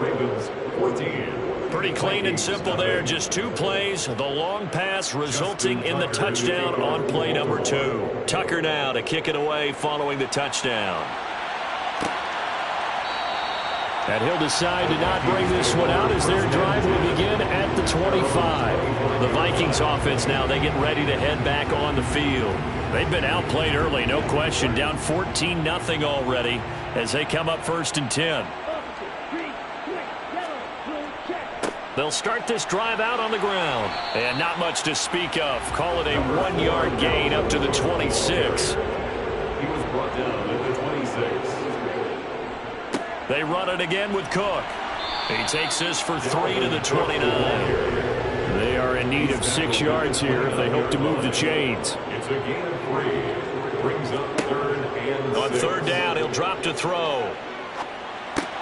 He's going to get this one down to Cook. And a pretty nice tackle there, ranging up from his free safety spot as he'll stop him about a yard short. Call it a gain of 6 on the play, and it'll be 4th down. Obviously, they didn't get everything they wanted on that completion, but they put themselves in a spot where you've got to at least think about going for it.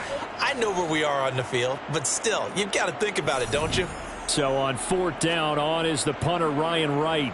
And he's getting a workout here in this first quarter as he gets it away. This is taken at the 18. Just a net of 34 there following a punt of 44 yards. And out will come the offense as they take over. And now Baltimore gets set to take the field. It has been about as perfect of a start to this game as these guys could have asked for, Charles. They've scored on their first 2 drives. They still haven't given anything up on the other side of the ball, so they can already make this a 3-score game here if they can come away with points on this drive. Yeah, they're almost pushing them to the brink, aren't they, partner? Almost to the point now where it's a loss of words for me, which I know would excite all of our viewers, but you're just not supposed to see that type of dominance so quickly in a game like this. Everything they've done has been working so far. Offense, defense, you name it, it's going well for them. Well, they came into this game saying it was important that they set the tone and show that they can run the football. I believe that they've done that here in the first quarter. From Viking territory now, they'll come up 1st and 10 at the 48-yard line. They'll run the option left. He'll get 8 on the keeper there. It'll be 2nd and a couple. 8 yards on the pickup. Brings up 2nd and 2. Now a play fake, and it's Tannehill. He sets to fire deep. So 3rd and 2, this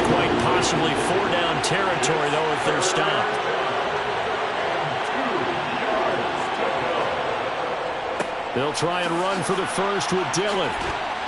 And he's taken down inside the 30.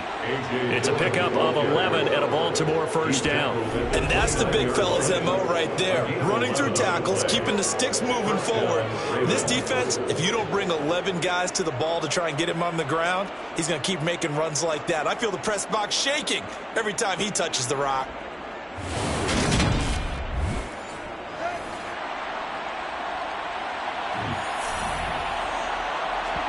Play action. It's Tannehill. He finds Bateman over the middle. And he's brought down at the 24 after a gain of 4. A gain of 4. 2nd and 6 at the 24-yard line.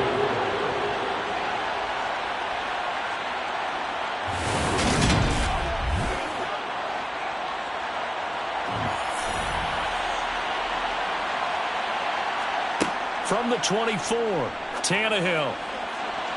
And he overshot him there. It's out of bounds, incomplete. 7th play of the drive upcoming here on 3rd and 6. Here's Tannehill.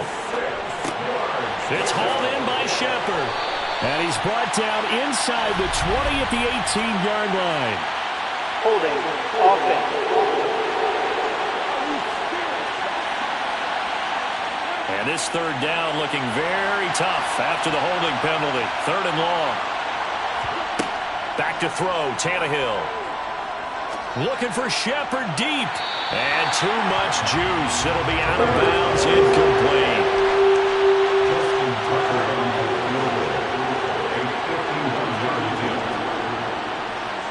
Tucker's kick is good. And that'll make this 17-0 here in the opening quarter. These kickers now, it's like we take them for granted. Kicks like that used to be such a big deal, and now you just expect them to make it. Yeah, you're exactly right, and we shouldn't take them for granted. But I have a theory about it. You want to hear it? Yep. They are more athletic now than ever before. Talk about kickers. Trace their backgrounds, trace their histories. You'll find that they were big-time athletes all along, but their kicking was so prevalent that we made them specialists. Well, and now those 50-plus yarders seem easy for some reason. Here are the Vikings now to start their next drive. They find themselves in a good-size hole here, and a good-size hole early on in this game as they come up on 1st down. The throw right side is complete here on the first play of the drive. And he gets this one just shy of the 40. They'll mark him down at the 39. 17-0 our score after 1. 2nd quarter now from Minnesota. It's the Vikings in possession of the football as they've got it with a 1st and 10. Back to throw.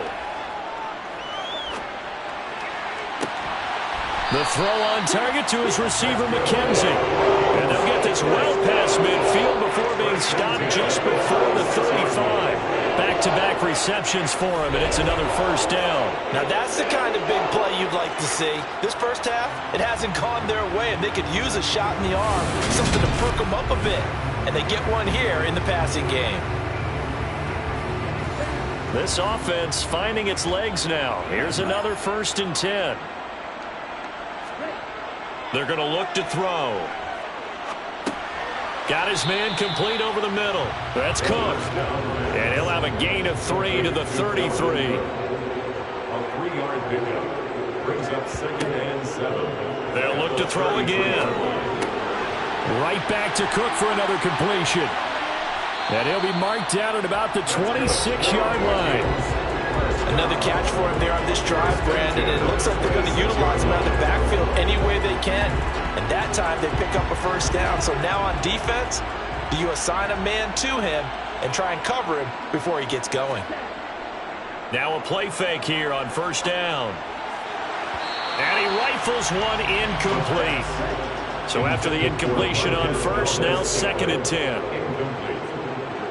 Brings up 2nd and 10. They'll stick with the passing game as he looks to throw. To Valdez-Scantling over the middle. And he's going to be taken down with the 1st down at the Ravens 14. They pick up 12 on the play there, and they move the chains. And that's a more than acceptable read right there because it's zone coverage, so timing is everything. This time he waits for his man to come open, puts it right on him, and they pick up a 1st down.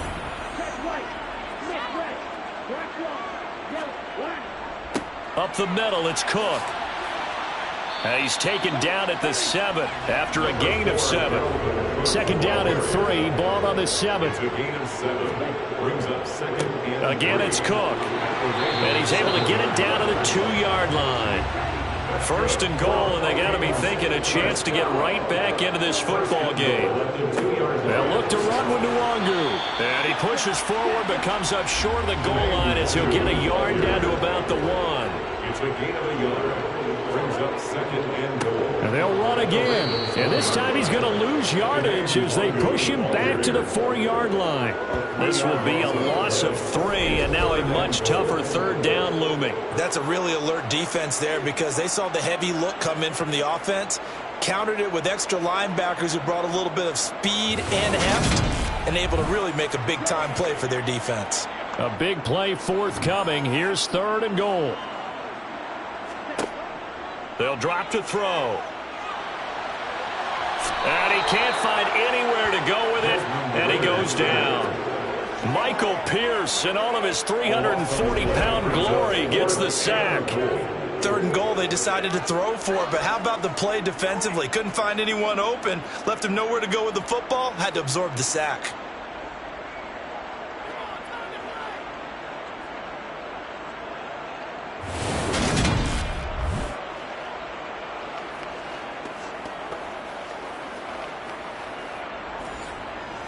Now the Vikings will send out the special teams crew here for a field goal try. From the right hash, it's a 35-yard attempt. And his kick is good. And they're on the board at least here. It's now 17-3. So that stems the tide just a little, but this is still a 2-touchdown game. And I think that maybe that's a bit of a calming drive for this offense, and that's exactly what they needed. They were able to move the ball. They did some good things. It's still the 2nd quarter. Plenty of time to go. Taken in at the 3. And good coverage there on special teams as they'll get him down shy of the 20. Now the Baltimore offense heading back out onto the field. Last time out, you remember their drive stalled, but thanks to their kicker, booted a long field goal to at least get him 3. Now here they'll try to do better and find the end zone. And in our experience, how much fun is it for coaches to know that they've got a kicker who can nail it from long distance? Now, the hard part is, as an offensive play caller, you don't want that in your head too much where you're relying on it, and he goes out and gets the job done for them. But I'm quite sure he would be content to just kick extra points from here on out. Yeah, absolutely no question. I think his teammates would be okay with him just kicking the extra points as well. Line of scrimmage, the 31 now on 1st and 10.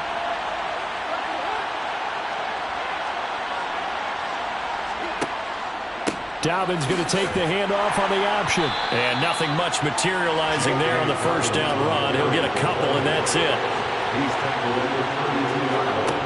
Throwing on 2nd and 8. Tannehill. They set up the screen for Dobbins. A good job defensively to hold that to 4 yards, and now it's 3rd down. Tannehill. Oh, he's got a man wide open, complete. And he will have a Ravens 1st down as they're able to get the 3rd down conversion. Good strong throw and catch right there. And so far in this game, the alleys have been open for them to get completions, and they're taking advantage of it.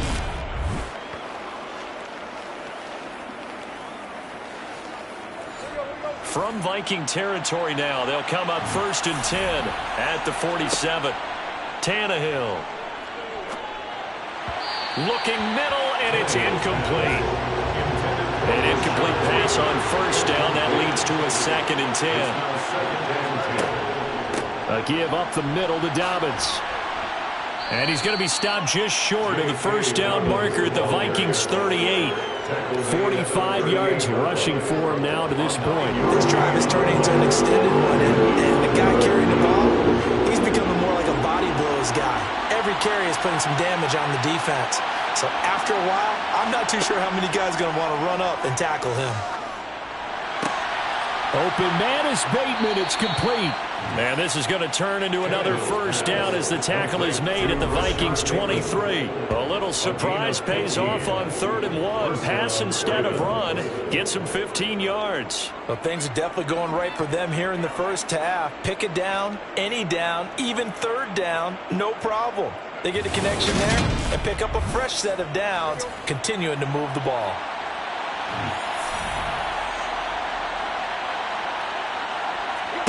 On first down, Tannehill. Out to the right here to Shepard. And he takes it down to the 10-yard line. Another nice gain, 13 yards that time, and another first down. I think that's a big pickup for a first down because when you run a drag route against zone, you're sometimes asking for trouble because you might run into a defender. Yeah, well, there they ran into a first down. Executed it to perfection.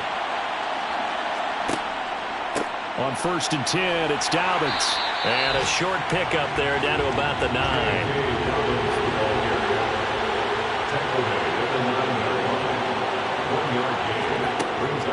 On 2nd down, Dillon.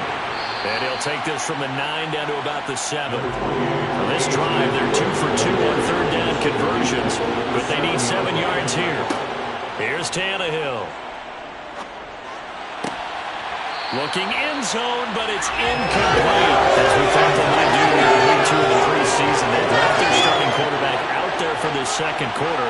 But I would imagine we will not see him after halftime. Yeah, this is the time of year you've got to get your backup some reps and make sure you protect your starting quarterback. So a nice kick there as they are able to add on to their lead. And that's exactly what you're looking to do. Maneuver yourself into range. That way, if your drive stalls out, you're able to get something out of it. And they do so right there. Fielded just outside the goal line. And able to get this out to the 25. So the Vikings now heading onto the field. And a methodical drive last time, but they couldn't get that knockout blow. They had to settle for 3. But you got to like what they've been doing along the way, right? It's almost like the body blows, the setup punch. As you said, they didn't get the knockout blow here, but that doesn't mean it can't come later in the game on another possession. And the defense on the other side, maybe a little gassed, yeah, right? a little tired. And if nothing else, they just feel relieved getting upfield, only giving up 3. They don't exactly feel like they've handled the offense. I have a feeling they'll stay committed to running the football, especially on the early downs. They just haven't had a whole lot of success just yet.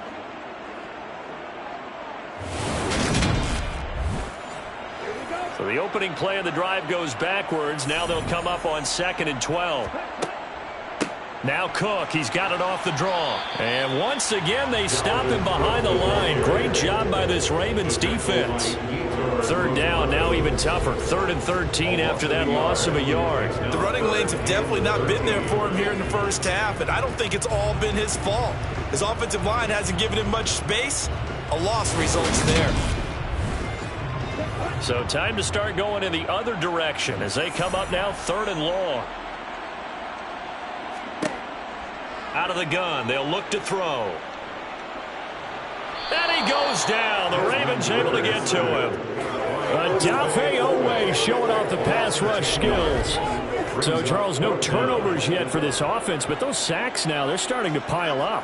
And one thing usually leads to another because they've got to figure out how the offensive line and everyone else involved in protection can keep their quarterback upright and allow him a chance to throw the ball downfield. And here's Ryan Wright now. As the drive goes backwards, so he's on to punt it away. And a fair catch signaled for and taken successfully. 36 yards on the punt with no return. And it will be 1st and 10 as they take over. J.K. Dobbins leading the way as the offense returns to the field. He's been effective so far, over the 40-yard mark here in the second quarter. Don't forget about those guys up front, though. They've been effective, too. The leverage game has been in their favor. They've been the ones who have been able to bend their knees, drop their hips, and get a little bit lower than the guys on the other side of the football, and they've moved them out of the way for the runner. Sometimes that's tough for those big fellas. Not an easy thing for them to do. A 2nd down pass play there, but it's incomplete. The Ravens on 3rd down. They've been very good, 5 for 7 thus far. This is 3rd and 10. A throw there, but that's going to wind up incomplete. 4th down, and out comes Jordan Stout here to punt. This is away, but boy, headed straight for the sidelines. And this punt goes out of bounds, and it'll be marked inside the 40. Minnesota's offense takes over possession. And Charles, a very uninspired effort. The last time we saw them out there was a quick 3-and-out, then they punted the football. Yeah, and you never want to get stopped so soundly during a series, but what would be even worse now is letting it happen again right here. They've got to get going. The throwing to start the drive, but that one incomplete. So now 2nd and 10 after the incompletion on first down. He'll look to throw. And his throw here is going to be incomplete. These guys have punted 4 times already, and they're staring at a 5th, barring a conversion here on 3rd down. He's going to fire this thing deep right sideline. And that will be incomplete. And they weren't scared to let it fly, but it falls to the ground and brings up 4th down. And here's Ryan Wright now, as he'll come on for his 5th kick of the night. And he deserves a bronze leg as he gets this one away. 1:53 remaining in this first half of play. The Raven offense set at the line for this next drive. The last series for him, a little disappointing, forced to punt. And now they'll try to do better here and come away with some points as they begin this drive, 1st and 10. So they'll get 8 out of that completion, and they'll be left with 2nd and a couple. It's a gain of 8. Brings up 2nd and 2 at the 30-yard line.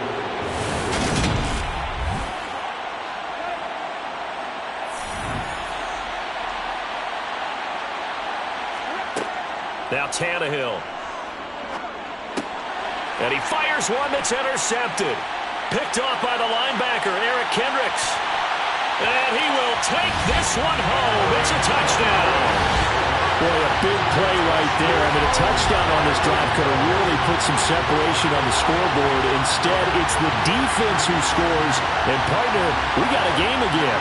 And we do have one because of what you just described. A defense that understood what was going on in this game and did something about it. They knew their offense needed some help.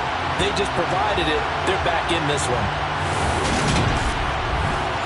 Extra point attempt here still to come.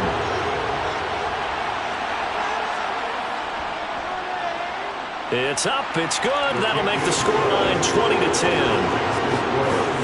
So the defense creating some points, not only getting the interception, but then returning it to the end zone for the pick 6. So they'll get another shot on offense following that pick 6, and now the kick is away. Taking it about the 1. And a good effort on the return there. Gets him across the 30, up to the 33. The Ravens offense now, they get set to head back on the field. Still more than a minute to go, so there is time if they want to mount something here. Not only time, but they have 3 timeouts at their disposal as well, so that changes everything that you're doing here. Without those timeouts, you can only work the sidelines, hoping to get out of bounds. Here, the middle of the field is still available because you can call timeout and regroup. To throw on 2nd and 10, Tannehill. Pressure coming from the Vikings, and they get there and bring him down. The Vikings going to signal for the first of their timeouts, as they'll stop it with just over a minute to go before halftime.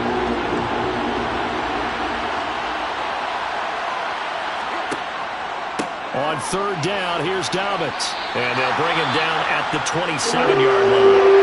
Now a second timeout called for by the defense, as they'll stop it with a tick under a minute to go before half. Now is a punter, Jordan Stout.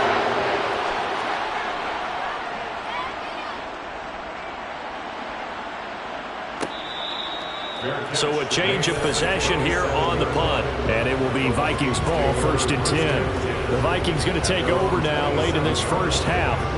Charles, you're down multiple scores, less than a minute left here, but with that deficit, they've got to try to at least work their way into field goal range to try to muster something out of this drive. And I'm going to go ahead and date myself one more time because I'm going to quote an old Smokey and the Bandit lyric. They've got a long way to go and a short time to get there, but they still have time to get it done. So I'm looking forward to watching them mount this drive and see if they can get some points out of it. They try to throw on second down, but this one is incomplete. These guys have punted 4 times already, and they're staring at a 5th, barring a conversion here on third down. Third down, here's a run by Cook. Now the Ravens going to use one of their timeouts as they'll stop it with just over 40 seconds to go in the first half. And here's Ryan Wright now, as he'll come on to kick for a 6th time tonight.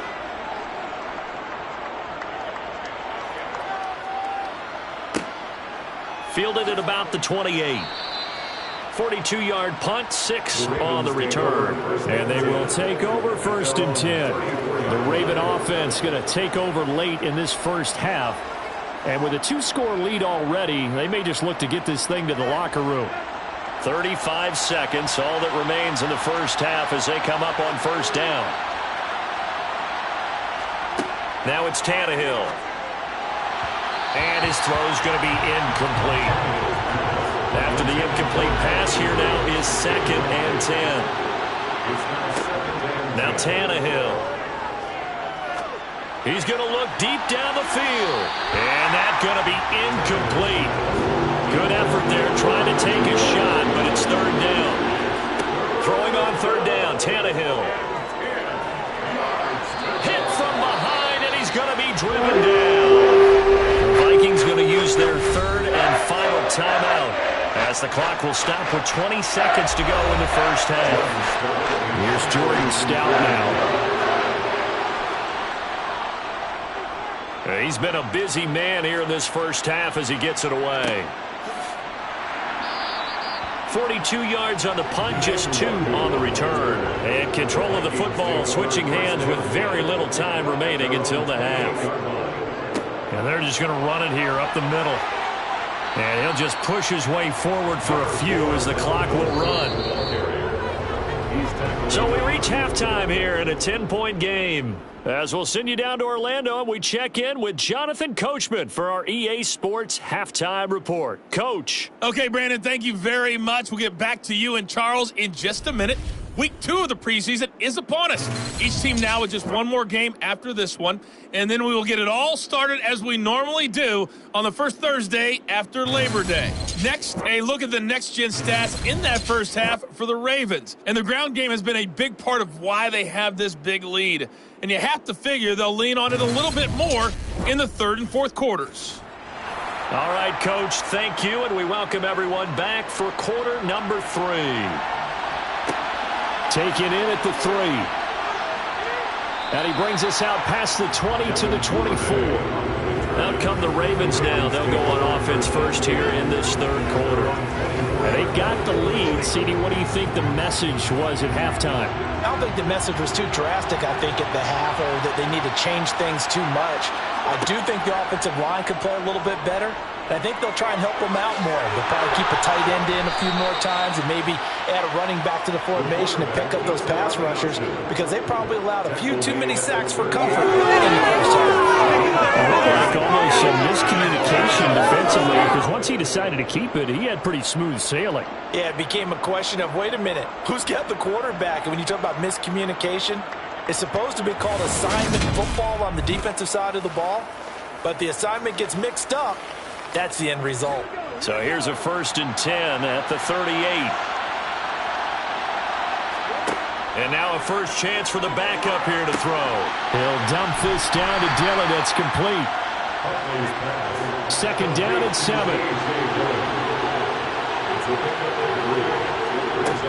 Huntley to throw. And that is going to be incomplete as he led him a bit too much. And now we're going to get a timeout here called by the defense. And as the two teams talk it over on their respective sidelines, we take a break. Open target here, Darius Slayton. And he'll be brought down just shy of the 40. Complete to Darius Slayton. A gain of 8. down, Ravens.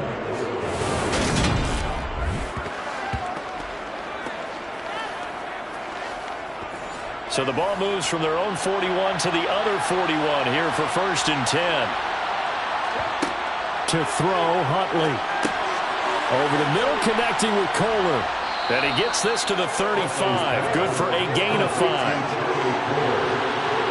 It's a gain of 5. Brings up 2nd and 5 at the 35-yard line. On 2nd down, there's the option going left. And he's going to be met at the line of scrimmage and taken down. And now they'll stop play here, at least momentarily. A member of the Vikings in some discomfort after that last play. Well, you hate to see this before the regular season even begins. We'll take a break and come back. More preseason action in a moment. Play number 7 now coming up on the drive. 3rd and 5. Here's Huntley. And this is going to be incomplete. Here's Justin Tucker now for the Raven field goal try. From the left hash, this from 53 yards out. Tucker's kick is good, and that will extend their lead even further. So that one is his 3rd of the game. Now, if you're wondering, that's only halfway to his career high, as he once had 6 field goals. Brendan, 6? Let's hope we don't get that again, please. Can we see a few touchdowns here and there? That'd be nice. Fields it right around the goal line. And some good special teams coverage as they bring him down just outside of the 15. It's the Vikings' turn on offense. We get ready for their first possession of the 2nd half. And their deficit a little wider now than it was at halftime following the field goal a moment ago. But the goal is still the same because you know they want to come out, establish a rhythm in the 2nd half, and get going. Make no mistake about it, though. Kicking field goals, not in their game plan. They need to get the ball in the end zone.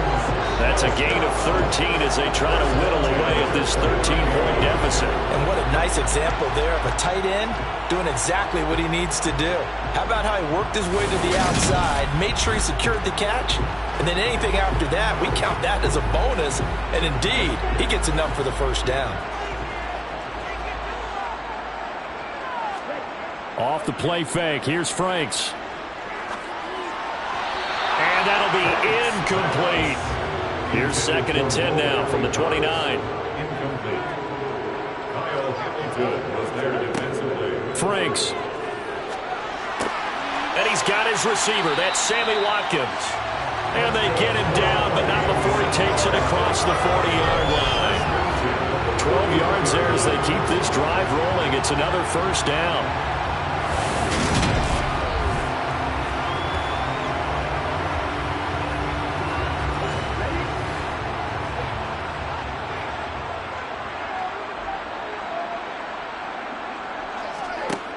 Franks now.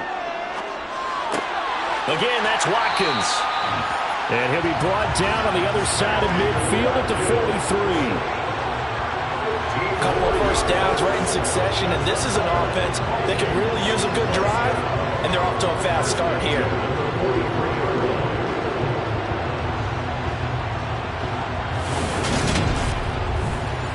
So in Raven territory now, here's a 1st and 10 at the 43. They go play action with Franks. And he whips that one incomplete there. So after the incompletion on 1st, now 2nd and 10. 2nd down and 10. It's Franks now from the shotgun. Over the middle, complete. It's Watkins. And he's going to be taken down with the 1st down at the Ravens 33. Give him 10 yards there as this offense is on a roll. This drive continues to plunge forward. It's taken a while for this offense to get going. A little creaky at the start, but they're oiled up now. A nice throw there, and they're really putting together a good drive. So they'll come up 1st and 10 now from the 33. Setting up play action. Franks. Toward the sideline, and look at that catch. Dragging the toes, and that's going to be a 1st down. Well done. A really nice pickup of 14 yards, and it moves the sticks. I can't help but chuckle a little bit because at this point, it can't be a surprise to anyone in the building who's going to get the ball. They just keep feeding him over and over, and he just keeps on delivering.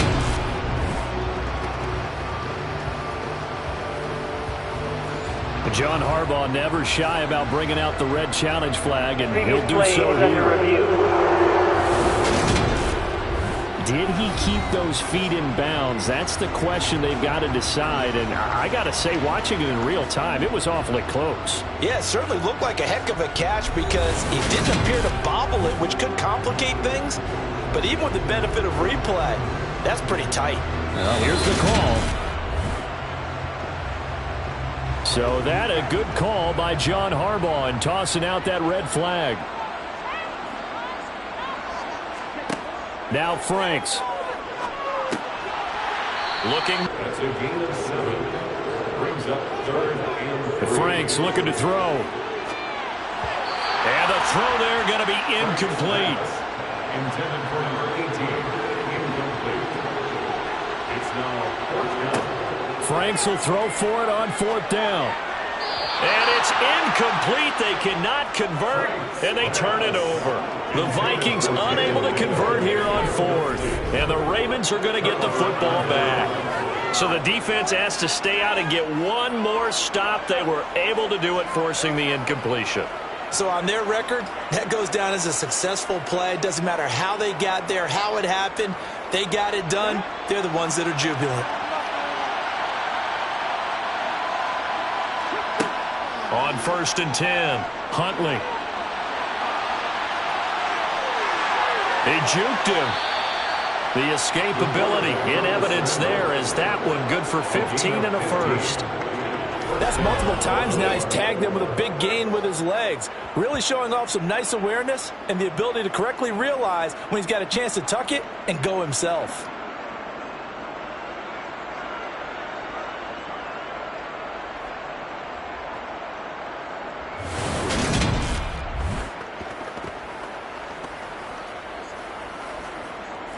One play has him up past the 40 already, and another 1st and 10.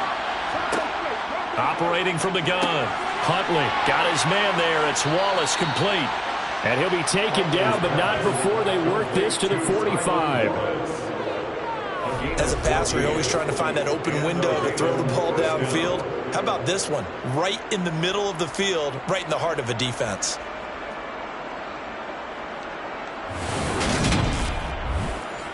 Back-to-back good plays have him on the move on 1st down. They'll let the QB keep it here off the option. Now the ball comes loose, and the Vikings pick up the football. And his guys are going to take over at the 34-yard line. And now, meanwhile, after the dust settles on the fumble, we've got an injured player here as well. Well, injury's never good, especially here in the preseason. Hopefully nothing serious. They'll take a look at him, and we'll step aside for a moment.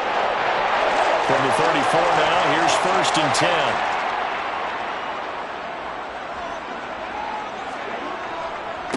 They'll start on the ground with Madison. Takes it to about the 37. The last run got 3. Now here's 2nd and 7.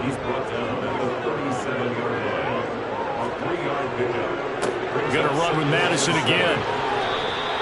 And still about 3 yards shy of a first as the 4-yard pickup brings it to 3rd down. It's a gain of 4. They'll go Madison up the middle, and he's going to be a yard short. A 2-yard pickup leads to 4th and 1. Well done to sniff that out defensively. He had it diagnosed pretty quickly. I love that description because diagnosed is perfect on that one. Read his keys, made the play, and he couldn't even get going moving the football.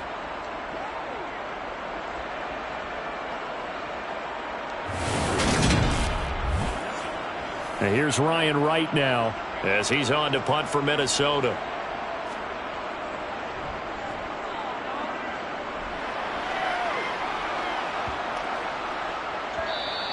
And that one hits at the 7, but bounds into the end zone, and that'll be a touchback. And Baltimore's offense set for this next possession. And last time, the fumble, the turnover. Now, they still have the lead, but I don't think coaches care. The turnovers will bother them no matter what the scoreboard says. Yeah, that's the relief, that you still have the lead. But coaches look at what if and what it should be. Turning the ball over when they get a chance to score more points and increase the lead, that's what's going to affect them. And they're also thinking to future weeks, maybe when the game's closer, right? No doubt about it. You want to clean up everything. Let's just be honest about it. They want everything to be perfect at all times. They don't want to give up anything that's going to hurt their team. Going long here for Wallace. And unable to connect. Incomplete. We'll give them credit. They took their shot, but it's going to bring up fourth down. On fourth down, the punt team is on as this is sent away. Harris returning. It's a 45-yard punt, 6 yards on the return. And the Vikings will take over here first and 10. And now out comes Minnesota. Good starting field position for the Vikings as they have it first and 10 at their 35-yard line. Throwing to start the drive. Franks. He's got Watkins on the out route. And he's going to be out up around the 45-yard line. Now whistles and a timeout. Looks like we've got a Viking slow to get up. Well, you hate to see this before the regular season even begins. Well, we'll take a break and come back. 3 tight ends here on first down. Off play action. Franks. This goes out wide from Madison. And he gets this to the other side of midfield across the 45 before going out. Now a pause, and there's an injured Raven in need of some assistance. Well, injury's never good, especially here in the preseason. Hopefully nothing serious. They'll take a look at him, and we'll step aside for a moment. Back-to-back good plays have him on the move on first down.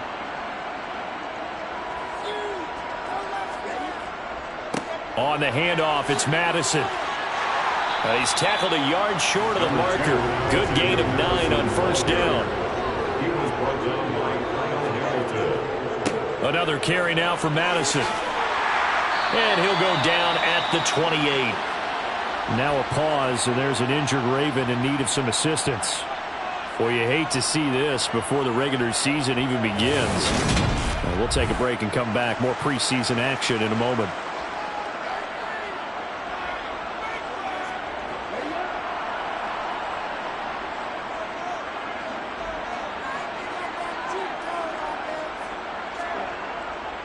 Here's Madison running on first down. Down at the 25.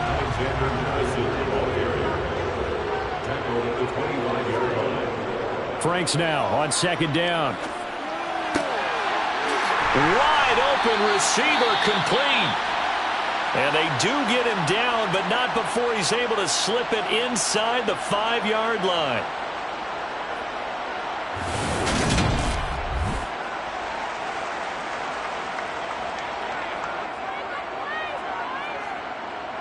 First and goal, and they got to be thinking a chance to get right back into this football game. Looking to throw. Franks toward the end zone, but that's going to wind up incomplete. So they've been in the red zone 3 times, and it's yielded just 3 points. Can they find the end zone here on second and goal? Madison will get about halfway there as he takes this from the 4 down to the 2. They'll look to throw on third and goal. He's got his man. It's taken in for a Viking touchdown. A 2-yard touchdown grab. And the Vikings are back within a score. Well, that's just how they drew it up, CD. His first read was there, got it to him quickly, and into the end zone. Absolutely excellent execution by all involved. And the coordinator, got to give him credit, found the perfect play call. Quarterback let it fly as soon as the target came free, and his guy made a nice catch. Just how you draw it up in practice and then execute it in the game. Duvernay now going to bring it out. And only able to get this to the 19, so probably should have opted for the touchback. The Ravens offense back out there. Pretty important third-quarter drive for them. Momentum has sort of shifted the other direction after that last touchdown as they nurse this small lead. They'll begin the drive with a run by Dillon. And he'll fight forward on the straight-ahead running for just a couple of yards. Second down. Looking to throw on second down. Huntley escaping the pressure right. And they're able to get this one across the 35. The escapability in evidence there as that one good for 15 and a first. Partner, there's a downside to everything, and the danger of man coverage is if you're locking down your target, you often turn your back to the quarterback and you don't see him. Sometimes you open up a big lane for him to hit you for big yardage, and that was an astute play by him to scramble out, see that lane, and burn them for a first down. So from the 36 now, 1st and 10. He's going to keep this again. And he'll have it past midfield almost to the 40 before being taken down. The keeper there turning into a big play of 23 yards, and it moves the sticks. Pretty nice play here. They go read option, read the defensive end, and when he collapsed down inside, how about the quarterback pulling it, keeping it, and not only getting to the second level, but picking up some really nice yardage. Very, very well read.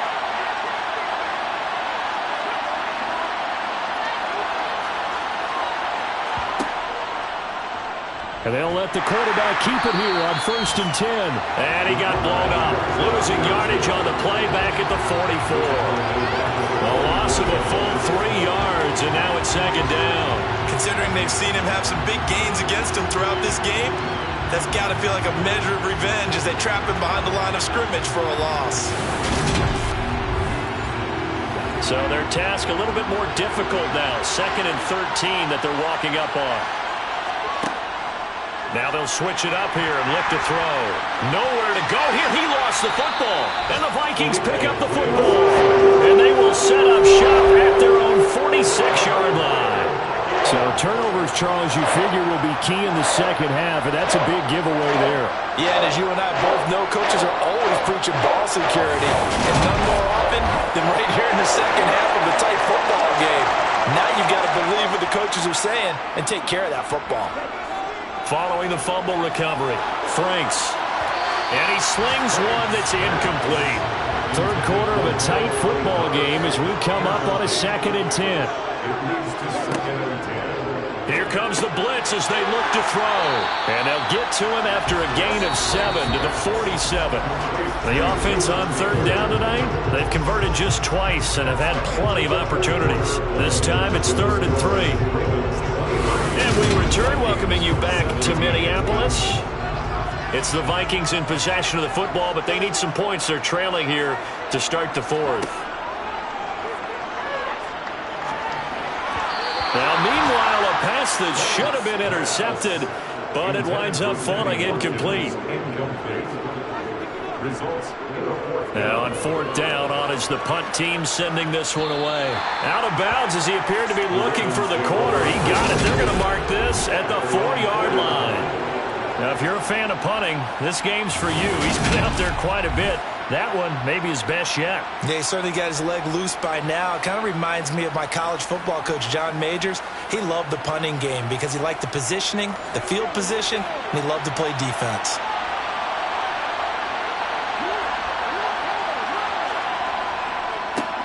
They'll start on the ground with Moss. And he sneaks his way forward only for a couple here. 2nd down. To throw on 2nd down. Huntley.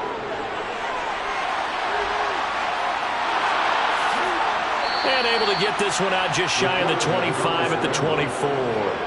Able to make something out of nothing there. 17 yards and a first down. It's getting caught in that battle because it looks like he's trying to ice this one away. Yeah, I know, bad dad joke, but what the heck, right? Scrambling for that first after the D blanketed his receivers, that's a backbreaker for the defense. They finished this drive off with 6, and this one could be over.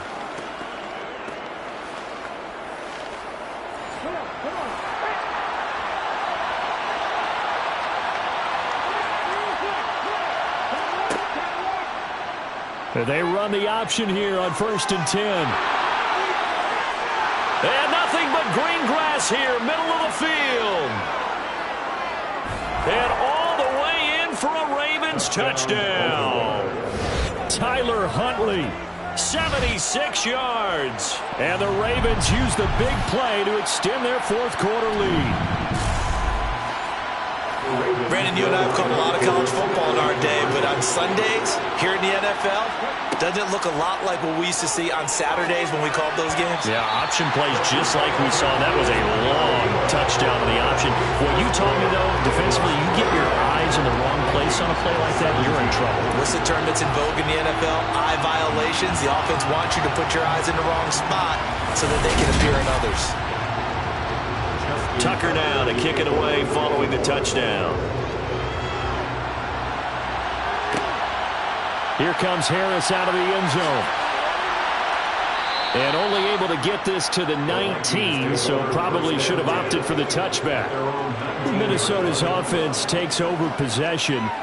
Well, that last touchdown we just saw, what an important one. Now it's back to a 2-score deficit for this crew as they take the field here, and they are in desperate need of finding the end zone. He'll buy some time right. Got a man, and he hits him in stride. And he'll go down at the 26 following a gain of 6. Working out of the gun, Franks. Going to throw right side here, complete. And they get him down, but not before he takes it across the 40-yard line. He'll get 15 and a Vikings first down. All right, this is the time of the game where they're down a couple of scores, and they've really got to get some yards in chunks, and they know the defense doesn't want to give those up, but they've got to find a way to take them anyway. Now the question is, can they string a few of those together?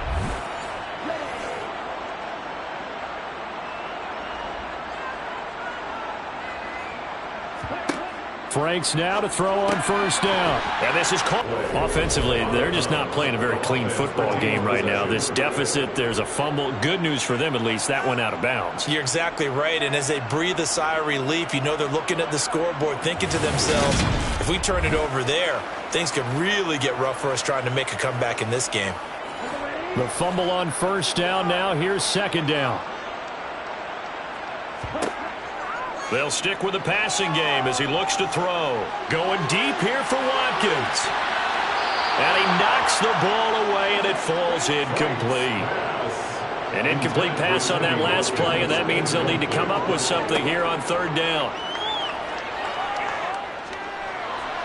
Flush to his right.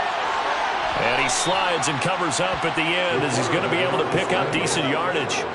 Give him 8 yards that time on the scramble, and now fourth down. Nice call on defense, rolling out the nickel package for that big third down play, and they did an excellent job locking down coverage and forcing him to try and run for it, and he doesn't get there, which brings up a big fourth down call.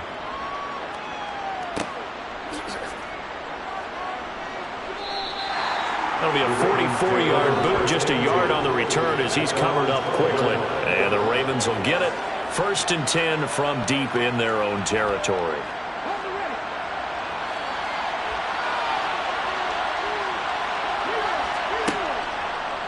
And they'll run the option to start the drive. And he's going to lose yardage here back to the 12-yard line. A loss of a yard there to start out. That leads to a 2nd and 11. Running right, here's Dillon. And he'll take this one only up to about his 13-yard line.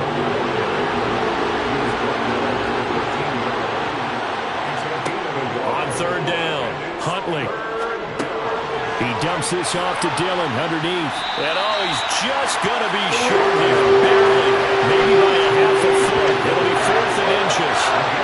We can make this one pretty simple. Run the ball as progressions downfield, forced to get it to his running back. But how about the way they ran to the football and knocked him down to force a fourth down?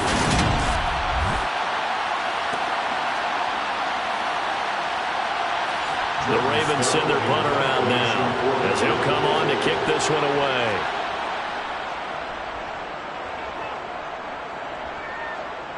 And a fair catch called for and made just inside the 35-yard line. A 40-yard punt, no return. And out will come the offense as they take over. Now the Vikings offense gets set to take over here. Their defense was able to force the punt. That's the good news. But this is still a 2-score game, and they need points on this drive and in a relatively quick manner. And this is going to be intercepted.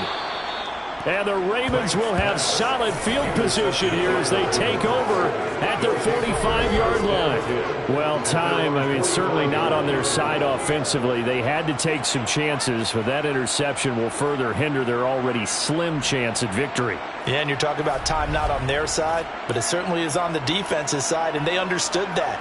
They knew they had to press it a little bit, and they planned accordingly. And what a benefit for them, able to pick that one off and hopefully put this game away.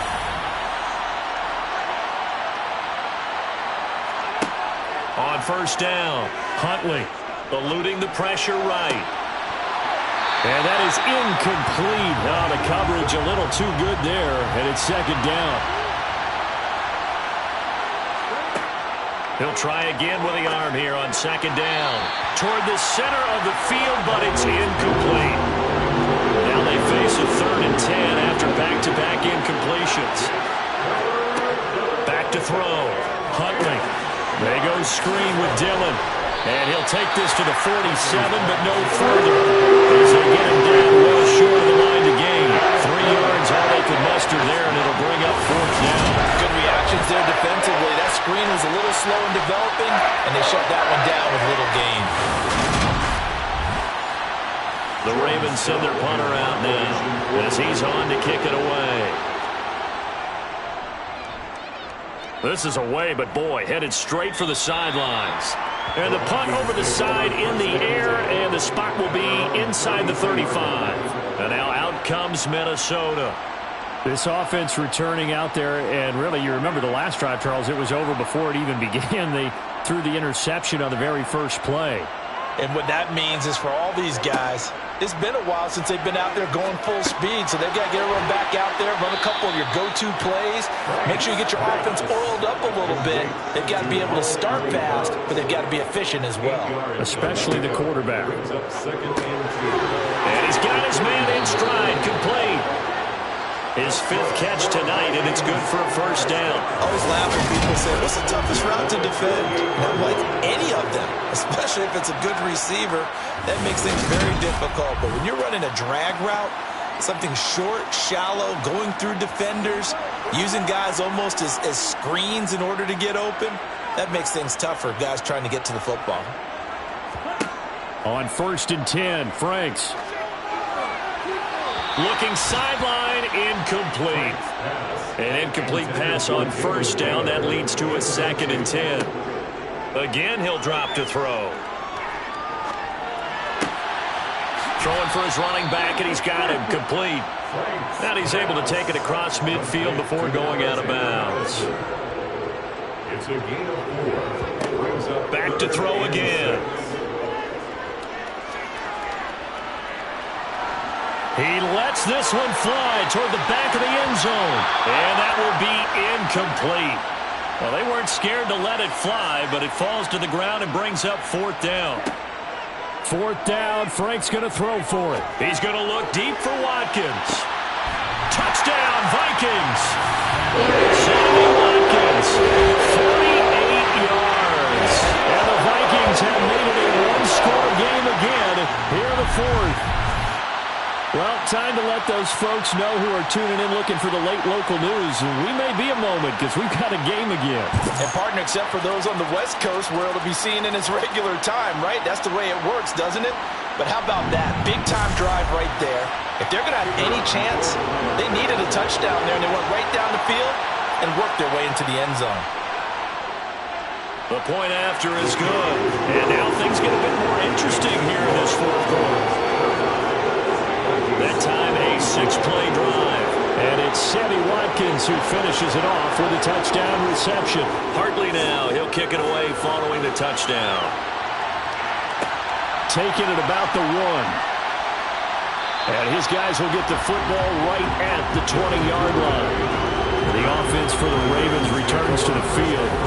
They're holding on right now to that slim advantage in a one-score game. And you hear a lot about 2-minute offense and 4-minute offense. Obviously, the 4-minute offense applies here. How do they run that effectively? Yeah, really what the 4-minute offense is you're just trying to grind the clock. So you want consistent gains, steady gains. Doesn't have to be big plays, but it has to be plays that gets first downs and keeps the ball away from your opponent. But certainly throwing the ball is in the mix here. It certainly is. Just make sure that you're careful with it. And again, get those first downs, keep possession of the football.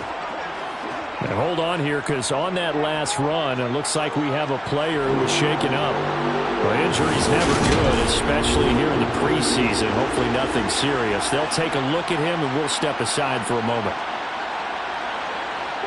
And it looks like we've got a dime set here defensively. 6 DBs in the game.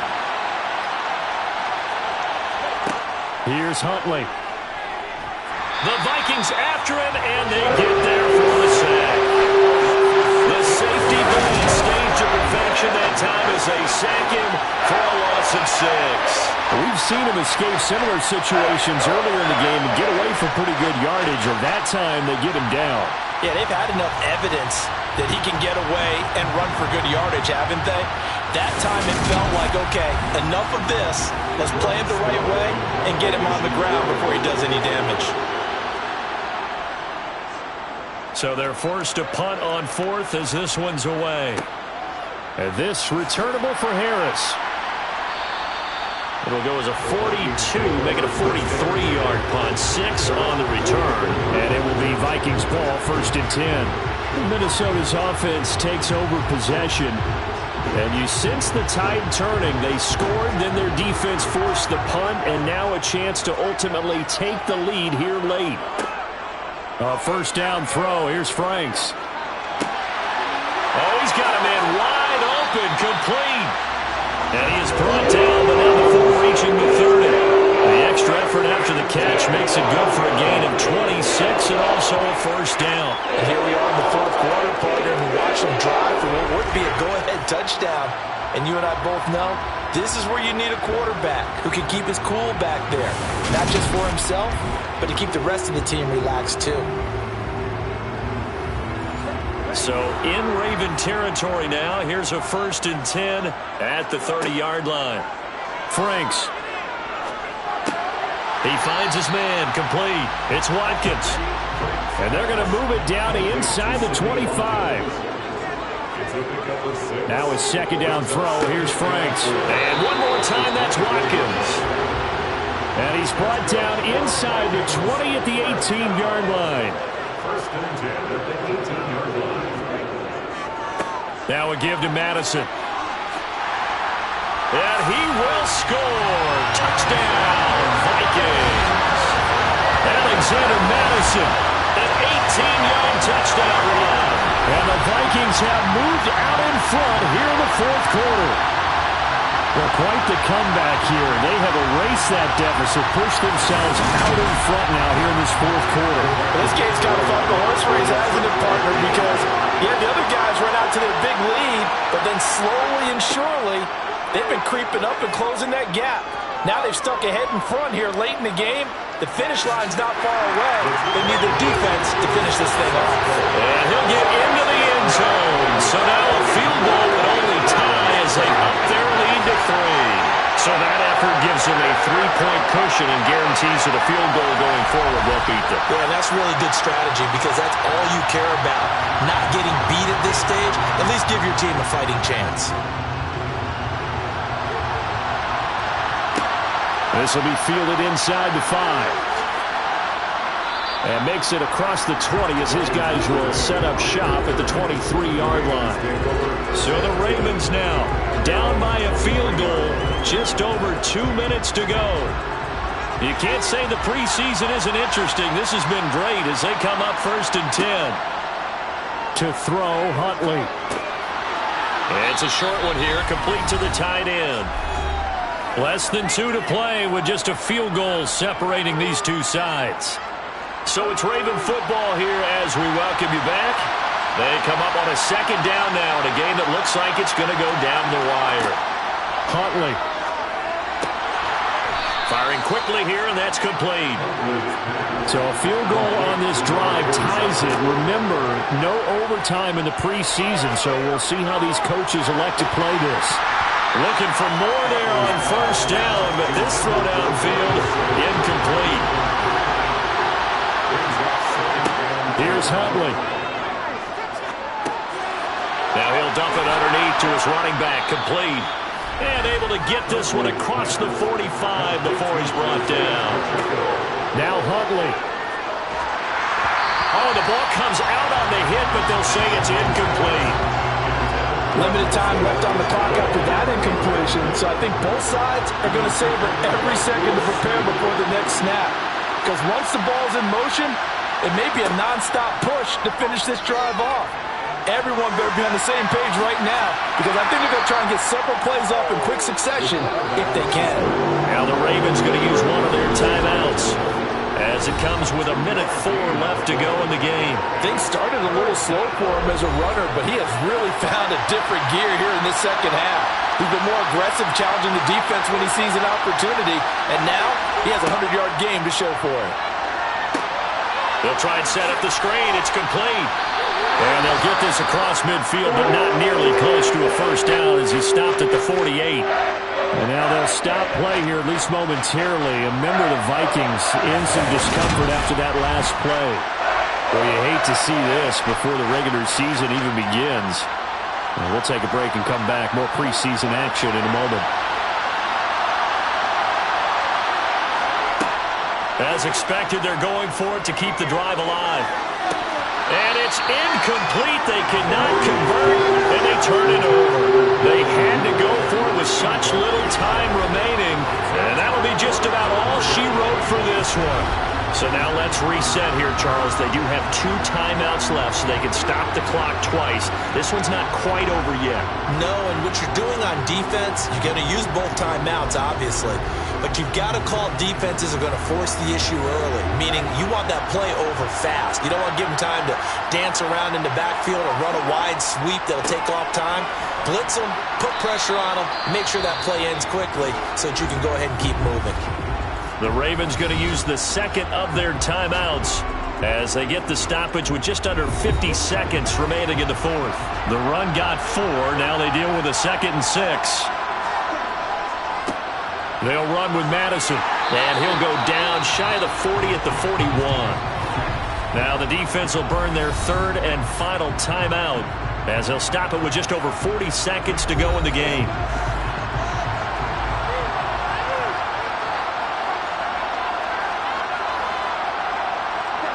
Victory formation time for the Vikings as they'll take a knee here.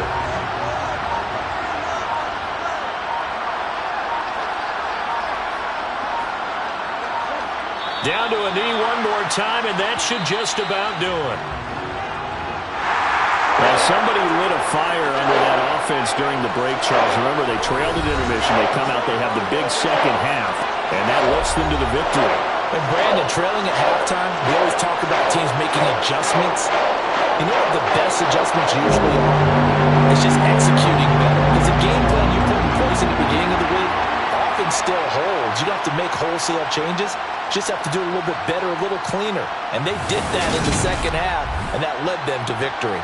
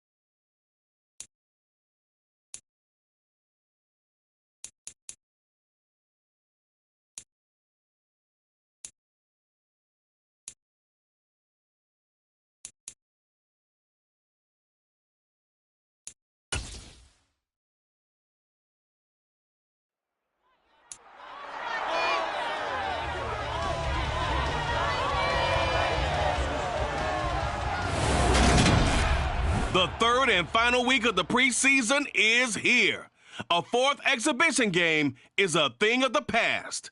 It's the Titans and the Vikings coming up next.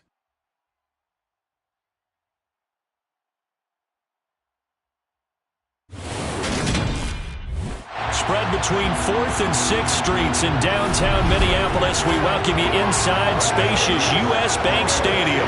Tonight, it's a preseason matchup here in Week 3 between the Tennessee Titans and the Minnesota Vikings.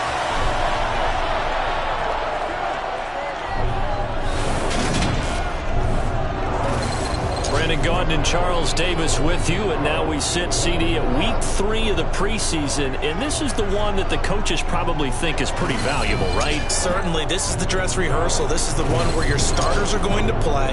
You might even game plan a little bit more than you do with a normal preseason game, and then you've got to decide, do you bring them back after halftime and get them going again in the third quarter so they're ready to go when the regular season begins? I'm eager to see how these coaches will handle that.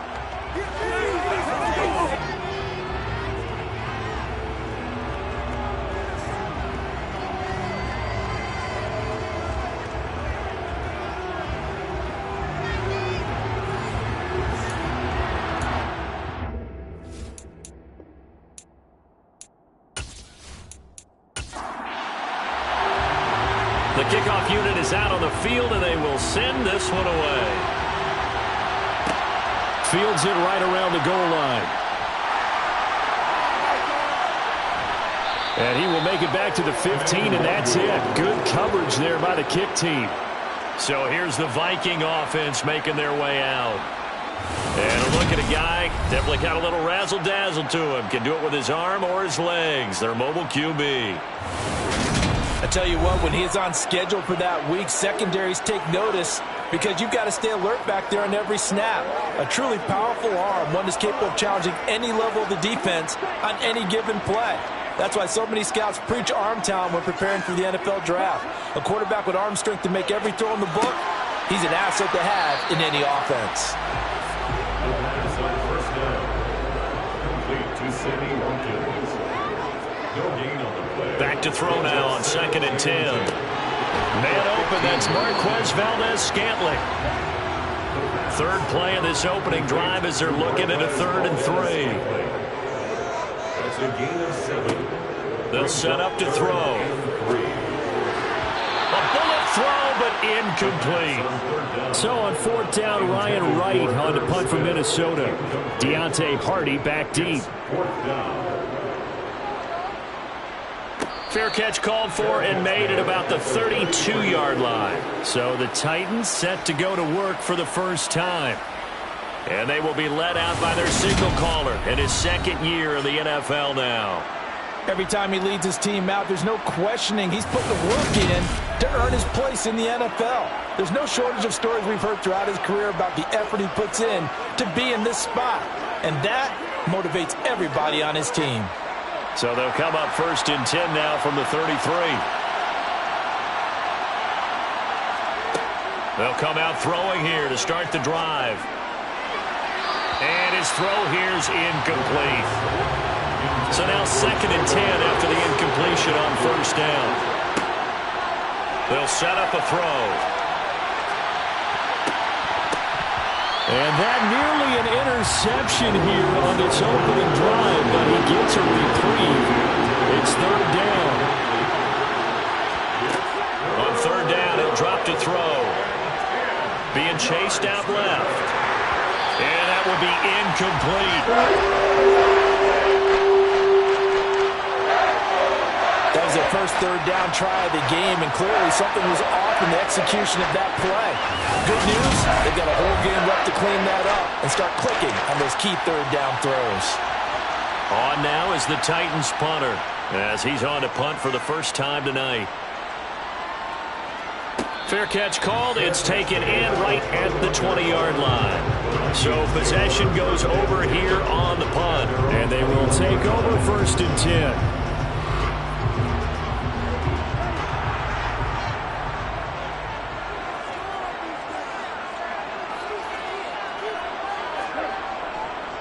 They start the drive with Cook. Up past the 25 to the 26, a gain of 5. After the pickup of 5, here's 2nd and 5. A gain of 5 brings up 2nd and 5. Now they'll throw here out of the gun. And that one off the mark behind him, incomplete. They come up now 3rd and 5 following the incomplete pass. Back to throw here. Isaiah McKenzie hauling it in. And he will have a Vikings first down as he's able to get 8 yards there on 3rd and 5. To win any route, you've got to break down the defender, and that's exactly what happened here on this really nicely executed curl route.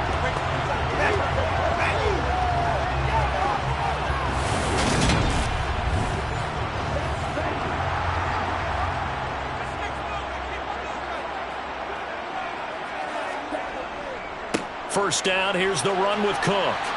He'll get this to about the 38.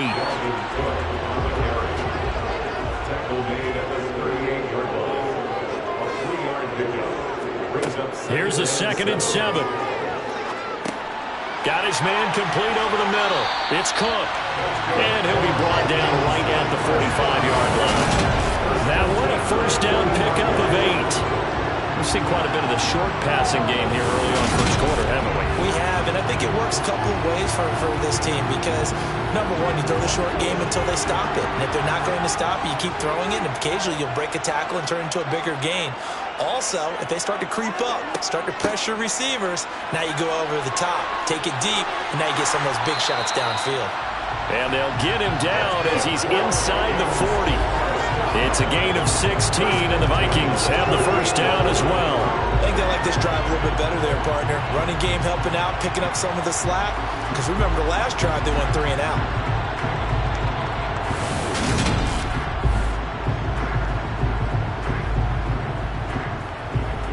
So operating from Tennessee territory now. Here's 1st and 10 at the 38. They're going to look to throw. Flushed out, and he can't find a receiver, and he's brought down. Multiple players combined for their team's first sack of the game. Defensively on the previous play, they gave up a pretty good chunk of yardage, but right there, they got a good portion of it right back.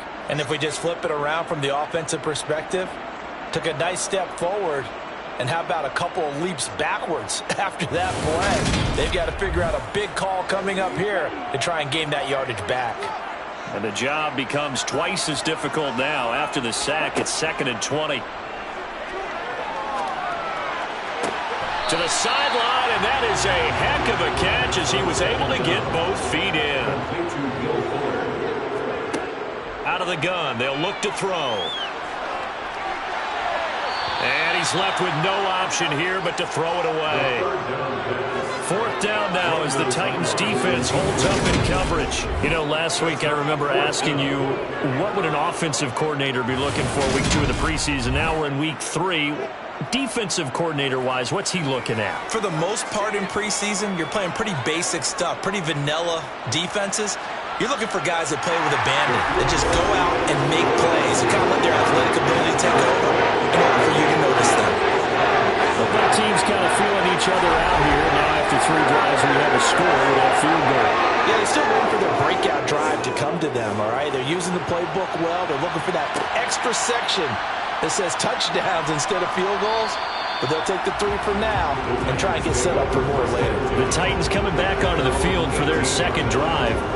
And they'll certainly be trying to do better than that first drive where they went 3 and out. And sometimes the first drive is just simply to settle nerves. You know what it's like at the start of a game with the emotion.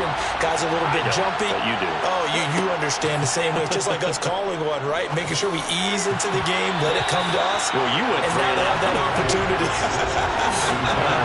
No, you didn't go 3 and out. I went 3 and out on that first drive. I'm trying to do better here. And it's hauled in by Austin Hooper. And he's got it past the 30 before he's hit and dropped. 13 yards is the pickup for Tennessee and a first down. So finally completes his first pass. Credit the defense, though. They've been showing him some different looks, keeping him off balance. Yeah, I like the observation that you had there because when you give him different looks and give any quarterback different looks, it takes just a little bit longer to process sometimes, and you don't throw the ball with the same confidence. You're not sure that that's where you should go with the football, and that's worked for the defense early in this game. And now he's got his first completion. Let's see if his confidence comes back, and he starts to get into a nice little groove. And his throw is incomplete. They head to the line facing a 3rd and 7 following the incompletion on 2nd down. They'll look to throw. And that is incomplete. On now is the Titans punter as he'll kick it away for the 2nd time. 46 on his first kick. This one in that neighborhood as well. It's a return of 5 following a punt of 42 yards. And it will be 1st and 10 as they take over. And now out comes Minnesota. They've got a 3-0 lead and the football as they start 1st and 10.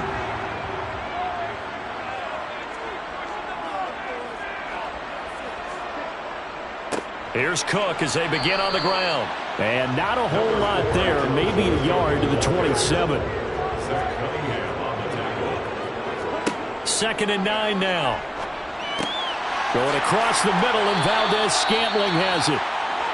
And he'll be tackled right on the chalk of the 45. The time is called. Looks like a member of the Titans in some discomfort out there. Well, injury's never good, especially here in the preseason. Hopefully nothing serious. They'll take a look at him, and we'll step aside for a moment.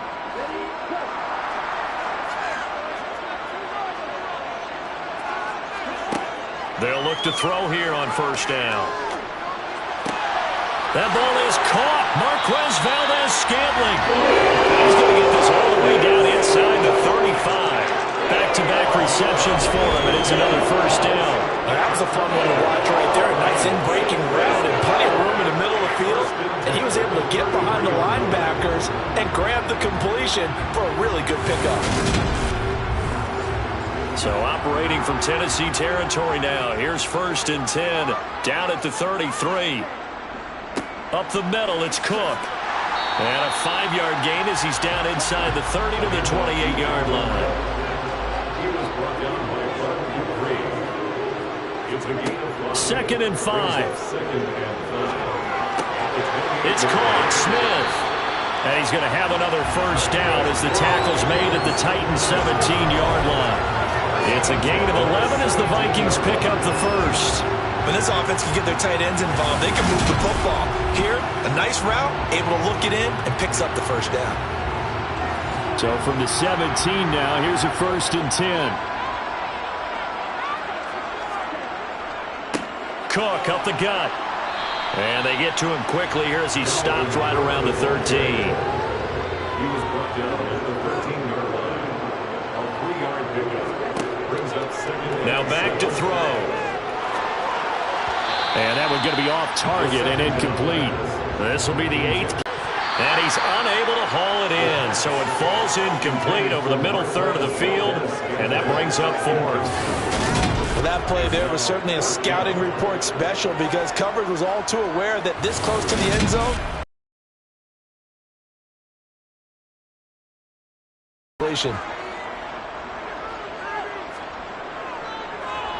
And his kick is good.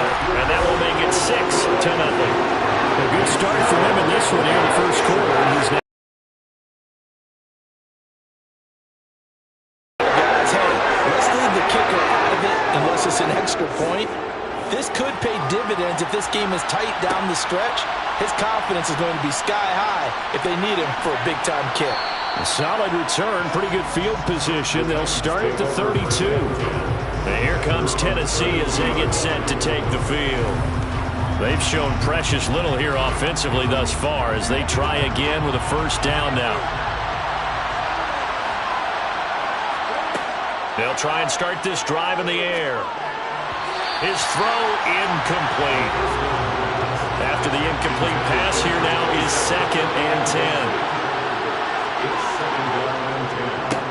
On the ground, this is Derrick Henry. And once again, not much running room, if any at all.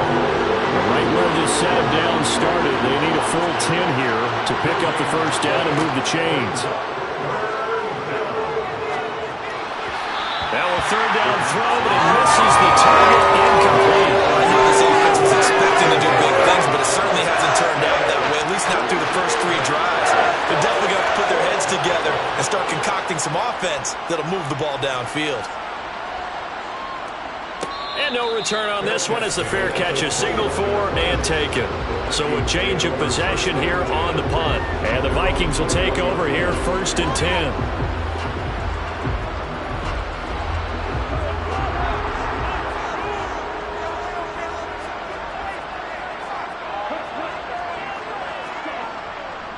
They'll start this drive out on the ground. He'll get a nice chunk there on the first down run, and it's 2nd and 4.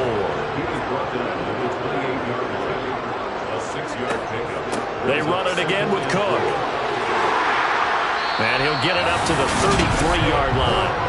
A gain of 5, good enough for the first down. Well, they're making an effort to get the ground game going tonight. So far, it's working. I like what we're seeing from the offensive line. They seem to have the leverage going and they're controlling things and reestablishing the line of scrimmage, moving that defensive front backwards. But also like what the runner's giving us, too. It appears that he's been waiting all day long to get out here and take off. The throw over the middle taken in. So they'll get nothing out of that play, and that'll make it 2nd down.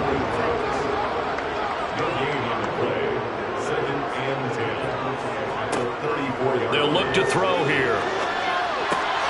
Got an open man. It's Valdez-Scantling. And he'll be taken down, but not before they work it across midfield. His 4th catch already in this first quarter. It's a first down.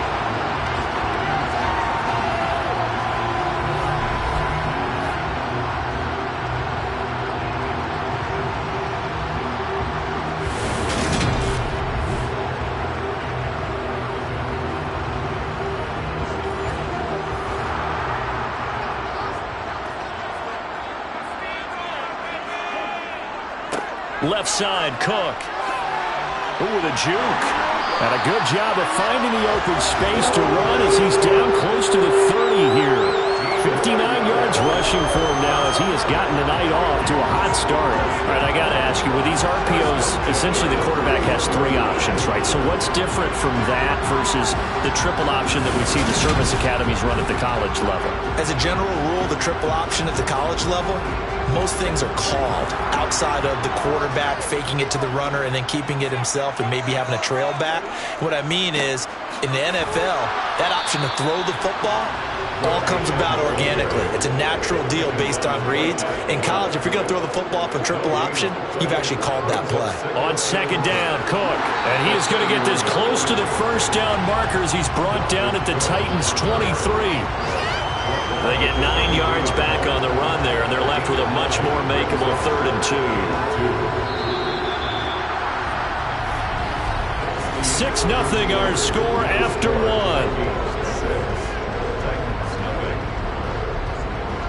Second quarter now from Minnesota. It's the Vikings in possession of the football. A 3rd field goal of the first half, not what they're looking for as they come up on 3rd down.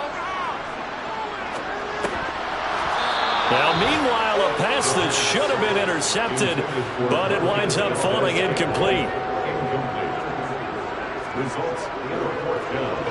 And his kick is indeed good, and that will make this a 9-point lead.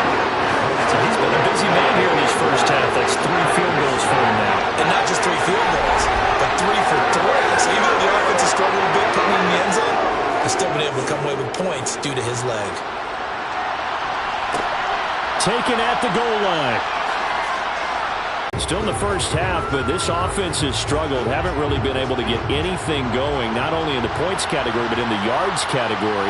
Let's see if they can do better here on this drive. They'll come out throwing here on first down. And the open receiver, it's Robert Woods. And he'll have this past the 30 prior to going out of bounds. First down yardage on the first play of the drive, 14 yards.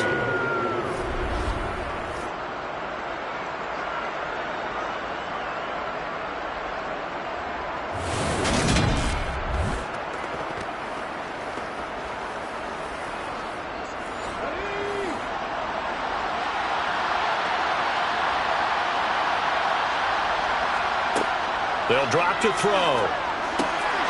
Finding a safety valve here. That's complete. And he went backwards. He'll be down at the 30. That one unable to develop, never got going. A loss of a couple, and it's second down. Heck of a play there to get to him quickly and get him down for a loss. I think they did a really nice job getting ready for this game, scouting, watching film, and understanding defensively what the play design was.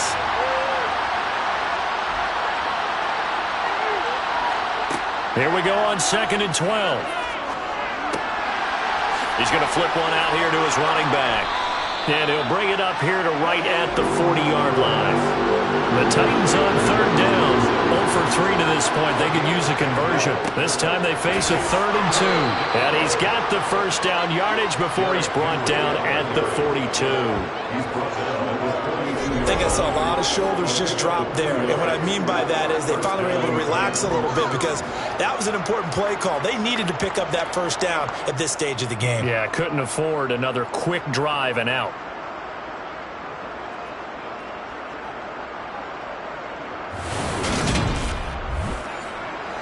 So 2 first downs, and that moves the ball to the 42 now, 1st and 10. He'll drop to throw. That's complete to Traylon Burks. And they'll get him down on the other side of midfield. In need of only about the length of the football here on 2nd down. Henry up the middle. And he'll go down shy of the 40 at the 41. That one a first down pickup of 8. We use the word relentless a lot with guys who are aggressive on the field. In this case, it really fits, doesn't it? How about his ability to break tackles and his feet never stop moving?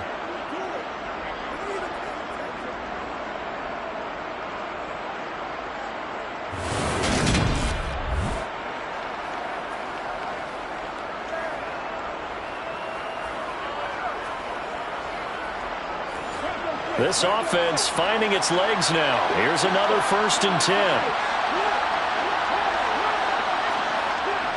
They'll run it again with Henry. And he'll power his way forward for about 4 yards there on the first down carry. On 2nd down, here's Henry. And he's able to work his way down inside the red zone to the 19-yard line. Tennessee getting the first down on a big play of 18 yards. This has been a good drive so far. It's been the running game for the most part that's powered them down there. Another nice burst there, picking up a first down. Now it's 1st and 10, as you said, in the red zone. A solid run by Derrick Henry, and here's another 1st and 10. Hands it off out of the gun. And he'll get him inside the 15 down to the 14-yard line. And hold on here, because on that last run, it looks like we have a player who was shaken up. Well, you hate to see this before the regular season even begins. And we'll take a break and come back. More preseason action in a moment. Ball at the 14 for 2nd and 5. They'll try the right side with Henry. And he's dropped just before the line to gain. 4-yard pickup leaves him with 3rd and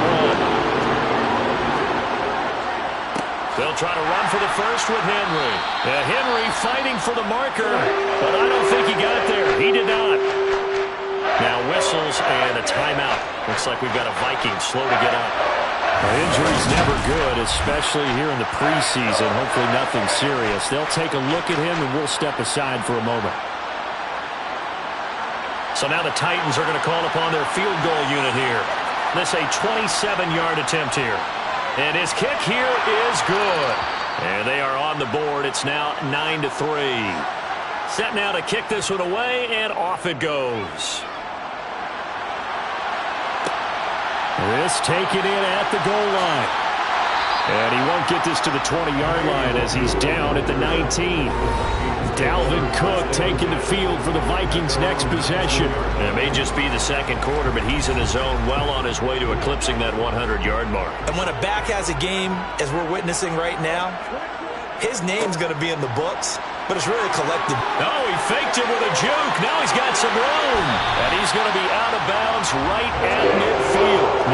99 yards for him on the ground so far tonight as he has been terrific in this first half. Just a terrific run there, Charles, from a running back who is so compact and powerful, and that strength was on display there. And as a former defender, I can tell you with certainty, those are the ones that have you losing sleep at night. I would not like to be in that film room on Tuesday going over that one. Just a pretty poor effort defensively, and it leads to a big play. So the line of scrimmage all the way up to midfield now as they've got it 1st and 10. Here's Cook again. And he'll work this forward for about 3 at 2nd down. The tackle made at the 47-yard line. It's a pickup of 3. Back to throw. Smith catches left side. And he's going to have another 1st down as the tackle's made at the Titans' 37. Give him 10 yards on that one, and that earns him a fresh set of downs. Many different ways to create space, but on that play, he did it with that big, wide body of his. Didn't get a whole lot of yardage on the play, but it did what it was supposed to. Pick up a 1st down. Now a play fake here on 1st down. Swinging this out wide here for Cook. And he's going to be taken down at about the 33. He's already proven to be a factor in the running game on this drive. Now he gets involved in the passing game. I think what we're seeing here is the modern version of workhorse in the NFL, being able to run it and catch it with equal proficiency. 2nd and 6. And this is incomplete. So 3rd down now. They need the 27-yard line for a 1st. Brings up 3rd down and 6 yards to go. They'll look to throw again. This one to the right, caught by Valdez-Scantling. It'll be a loss of 6 yards on the play. And that's going to make it 4th down. If you're a selfish player and you're throwing the ball, you're cool with the completion. Maybe not so cool with the yardage loss, though, huh? Yeah, you went backwards on the yardage. Hey, it kind of works like a sack for the defense there. Yeah, it's a really big play for them, right? Able to figure it out, sniff it out, and finish it off. Online, but off the crossbar, no good. A long-range effort denied 3 points at the very end. All things considered, a pretty good kick, just cruel punishment there to be denied by the crossbar. If you're going to hit from that distance, sometimes you're going to need a little luck, and unfortunately for him, this time the break goes against him. The Titans now just about ready to take over. Their drive last time, it stalled out. They were forced to take the short field goal. And the key phrase, you nailed it, forced to, because you know coaches look at these short field goals as a last resort, right? To them, that's not how drives are supposed to end. You're supposed to put 6 on the board. That's a consolation prize. Like going to the county fair, you don't get the big stuffed animal on that one, do you? No, you don't go top shelf. That's bottom shelf material. Another throw on 2nd down, and this one incomplete as well. So back-to-back incompletions, and that has him staring at a 3rd and 10.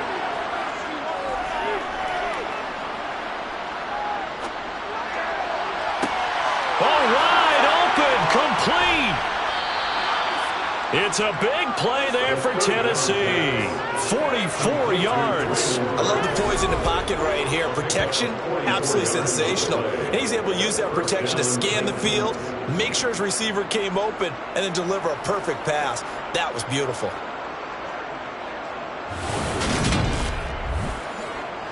So now following the big play, they've got a 1st and goal all the way down at the 10. Back to throw again. To the end zone, but it's incomplete. So after the incompletion on 1st, now 2nd and 10. They'll stick with the passing game as he looks to throw. And it's caught in the end zone. Touchdown, Tennessee. Deontay Hardy from 10 yards out. And the Titans have tied the ball game with a chance to take the lead. Well, that's about as quick of a passing touchdown as you'll ever see right there. Everyone has a section in their playbook called the quick game. That was the super quick game. Out of the hands of the thrower, bam, right to the receiver, successfully for a touchdown. How in-depth is that quick game part of the playbook? It's pretty in-depth because people want the ball in the hands of the quarterback into the playmaker's hands downfield as fast as possible. There are a lot of plays, a lot of options involved with that. The kickoff team on the field now as they will send this one away. Keneduagu now out of his end zone. And in hindsight, probably should have taken a knee as he only gets this out to the 16-yard line. And you see Dalvin Cook and the offense heading back out. And Charles, you can't really fault him. He's over 100 yards already. He's not the reason they're losing. And that is really unusual because ordinarily, when you set the tone this way and have run it this effectively, usually your team's in control. So it's a very strange situation. And you're right, you can't fault him. He's done a great job for his team thus far. I'm guessing he's saying, feed me on the sidelines. Now will they continue to do it? And he's taken down. Back in his own 7. The sack by Harold Landry, the former Boston College Eagle. So that time, Charles, quarterback helpless really in the pocket in the face of a pass rush like that. They were on him instantly. Yeah, that's one where you turn to your lineman and say, guys, can I get a little help here? And you have to ask politely because, remember, they're blocking for you the entire game. But as a quarterback, you've also got to have the clock running in your head when you need to get rid of the football. But this time, he had no chance. They were on him instantly. And the next-gen stat's going to illustrate just how quickly a quarterback has to process everything as he was on the ground in under 3 seconds, 2.9 to be precise. On the return, Hardy. It's a 43-yard punt, a return of 5. And the Titans are going to start this drive in great field position as they take over 1st and 10. Here's Tennessee ready to begin this drive offensively. They're starting to pull away with this one. Early on that first quarter, they didn't look so great offensively. What has changed? Sometimes it's just a matter of doing what you plan to do better. Sometimes you just put that all together and you execute. Other times it's just a simple adjustment in your game plan, finding a spot that maybe was a little weaker than maybe you thought, and going to that. So many different things, so many different ways, but right now, you got to like what they're doing. They have put distance between themselves and their opponent. Looking to add on here in the second quarter. A first down carry for Henry.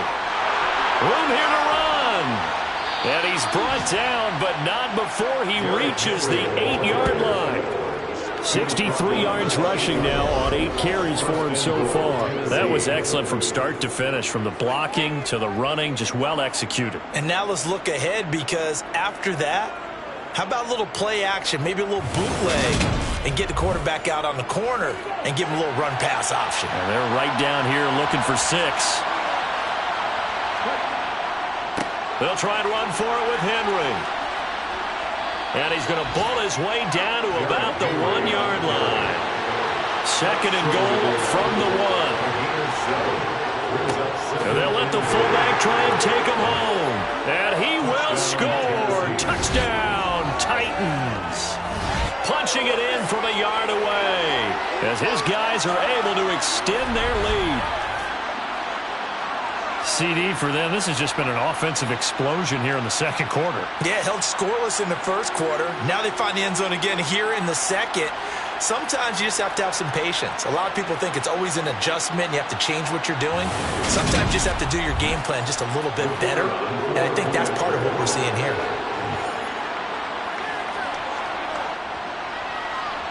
Extra point right down the middle. And the lead is up to 8. A drive there of just 4 plays. And it ends with a 1-yard touchdown run. Out is the kickoff unit as they run up and send this one away. Nwangu now from his end zone. And that decision to bring it out ends up not being a good one. Costs him about 5 yards as he's tackled at the 20. The Vikings offense now heading out to take over. These guys definitely hoping for a better showing than their last appearance. They couldn't really even move the football much beyond the shadows of their own goalpost, Charles. We'll see if they can get a better, more sustained drive going here. Yeah, and every team that we ever talk to says the exact same thing. When you start a drive from that deep in your own territory, the goal is a minimum of at least 2 first downs, because even if you have to punt then, you change the field position, right? You flip the field a little bit. They didn't get that done. This time they want to string together a nice drive and help themselves out. Steps away to his left, and that is incomplete. They come up now 3rd and 5 following the incomplete pass. They'll set up a throw. Setting up the screen for Cook. And he'll be taken down, but he does have first down yardage. First down now, but the clock continues to move. Here's a throw out wide, complete to his running back right side. And he gets this up across the 35 before he's out of bounds. Again, he'll drop to throw. And this is caught by Watkins. And he takes this one down all the way to the 30. It'll go as an impressive 31-yard gain. I'm not sure how this drive's going to end, but how about the way they flip field position there? A nice attacking play that picked up a heck of a chunk of yardage.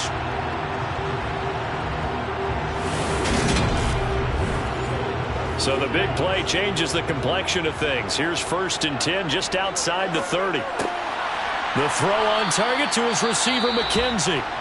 The Vikings going to signal for the first of their timeouts, as the clock will stop with 55 seconds to go until halftime.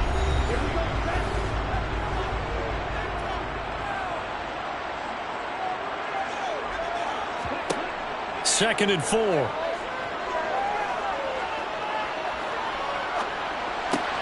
Over the middle to Smith. Now another timeout called for by the offense. So that means they're down to 1 remaining here as we head toward halftime. The 8th play of the drive coming up. It's 3rd and 3. He'll look to throw. And he's got his tight end. That's Smith.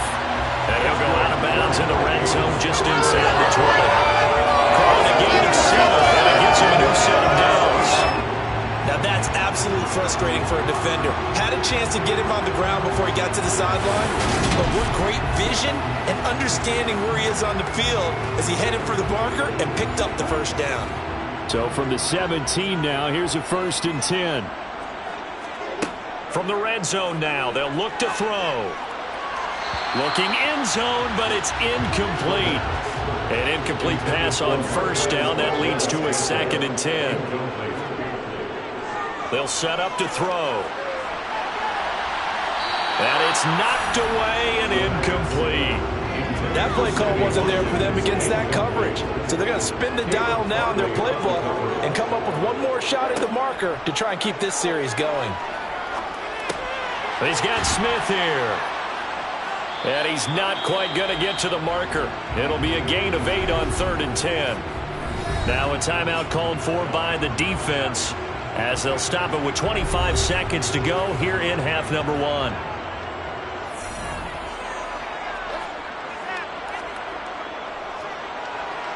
And this one is right through.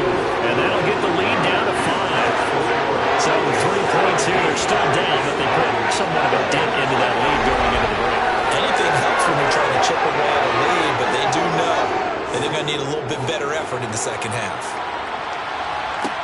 Taken in at the 3. And he's up past the 20 to the 22-yard line. The Titans offense going to get one final possession in this first half. And with time quickly fading here in the second quarter, not sure how aggressively, offensively they want to play this. I think we'll find out just how much they trust their guys in this situation if they decide to take a shot. And he'll just push his way forward for a few as the clock will run. 2 yards on the carry there. It'll be 2nd down. So we reach halftime here with the visiting Titans taking the lead into intermission. As we'll head down to Orlando, that's where we find our man Jonathan Coachman at our EA Sports Halftime Report. Coach. Continuing on, here's a look at the next-gen stats in that first half for the Titans. And they've had some success on the ground. And with the lead going into the second half, they'll no doubt be looking to keep it going. Meanwhile, for the Vikings, there's a look at what they were able to do throwing the football. And they'll need to get things in gear as they trail here at the break. Welcome back. Charles and I settled into the booth ready for quarter number 3. Our starters likely to be out there for the third quarter as we get back underway in this second half. And the decision to bring it out, not a good one, as he's tackled at the 15. The Titans getting set to go here to begin the third quarter. But Charles, for them, pretty good first half on the ground. They had some success running the ball in quarters 1 and 2, and they've got the lead now, a chance to expand upon that lead here with their first drive in the third quarter. Yeah, and believe it or not, you and I have noticed that this great game of football has shifted towards pass first, run second. So for me, it is really nice to see some of these teams keeping the ground game as a big component of their offense, and it's working pretty well for them now. And let's face it, they can continue to do damage with it, and in addition, it sets up the pass game really well for them, too. 83 yards for him on the ground now. He has been a tough man to bring down all night. As we surmise, Charles, most of the starting units still out there for this third quarter. First time this preseason that they played into the second half. And that's by design. Most of the time by this point of the preseason, you want them to go into the half, cool down, and then come back out and warm up to start the third quarter like you would a regular season game. That's exactly what they wanted to get done. They'll look to throw here on first down. Over the middle into the hands of Burks. And they get him down, but not before he takes it across the 40-yard line. 2 catches in the first half. Now he's got a third here, and it's good for a first. Well, coaches always talk about finding balance on offense. I don't think you get much more balance than this. Big-time run, big-time pass. A 1-2 combination. Looked pretty good. How about that? Let's see if they can continue to take that kind of a punch, though. Now on first down, he'll drop to throw it. And that's going to be incomplete. So now 2nd and 10 after the incompletion on first down. He'll look to throw.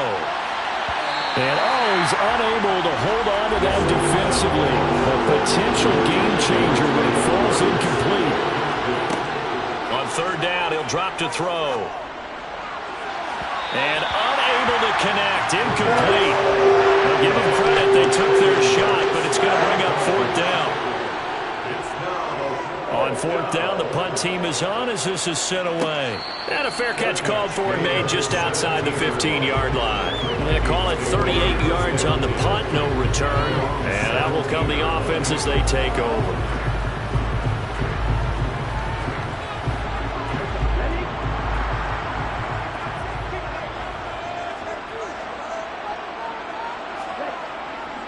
They'll start on the ground here on first down. Just a yard on the pickup there, and it'll bring up a 2nd and 9.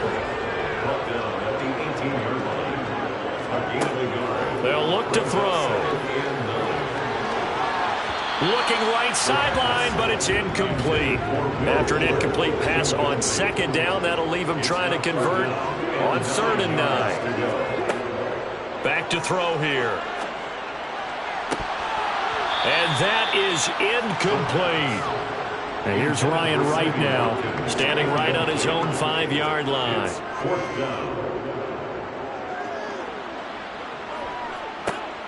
Here's Hardy set to return. They'll get 9 yards on the return there following a punt of 42. And it'll be Titan football. And here comes Tennessee as they get set to take the field. We have not seen much on offense here from either side these last few drives. We've hit a wall, so to speak. And have hit it hard, haven't we? Because the defenses right now, they seem to be a step ahead, don't they? Beating them to the point of attack, beating them to the punch. These offensive guys, they're tinkering like crazy. What's it going to take to get back on track? Yeah, both sides searching for adjustments. As they began this drive, I was wondering how they were going to attack since they're playing with the lead. Would they continue to try and push the ball downfield? Well, after one play, it appears that the answer is yes. Line of scrimmage, the 37 on 1st and 10.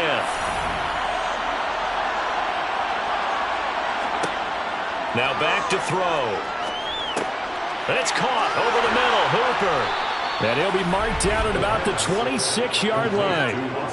One of the advantages of zone defense, as I remember it, is being able to see the play develop in front of you. One of the disadvantages, when they find those levels where they can hit you with it. Sometimes behind the corner and in front of the safety, it makes it tough to defend. Back-to-back good plays have them on the move on 1st down.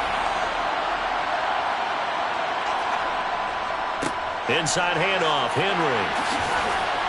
And they'll work it inside the 15-yard line before it's all said and done. Same exact result as last play, a pickup of 11. Would you say this offense is locked in right now? They're having no trouble on this drive. What is it, 3 plays, 3 first downs? Yeah, you talk about on the march. They keep this up, they'll get to that end zone real fast.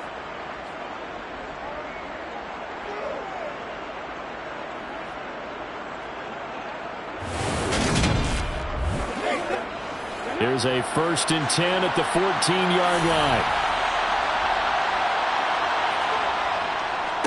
Again, it's Henry.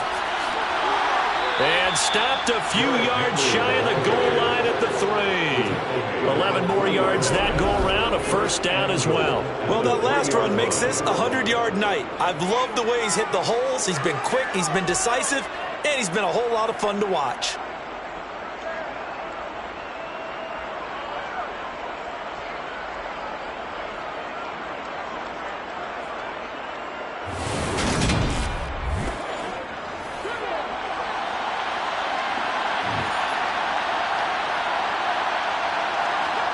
They're going to look to throw.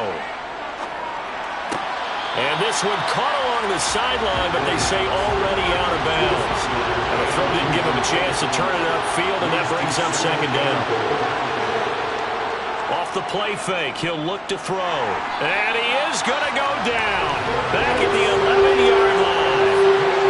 The coverage good, the pressure good, leads to the sack, and it's 3rd and goal now.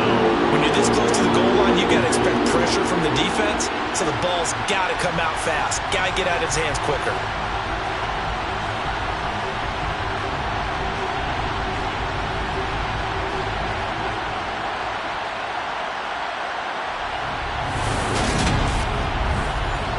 Big play coming here. It's 3rd and goal.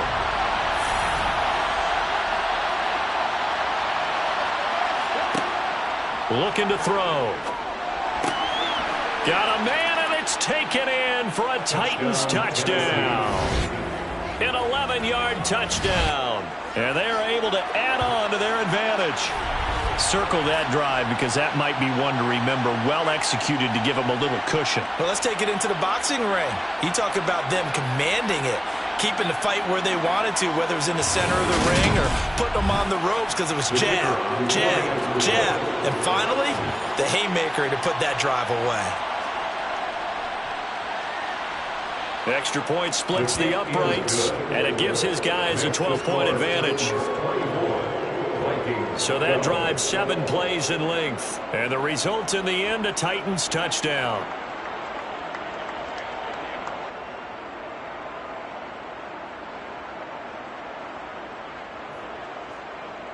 The kickoff unit is out on the field, and they will send this one away. From the 6. And it's a pretty good return here as he'll get this up to the 29. And out now come the Vikings.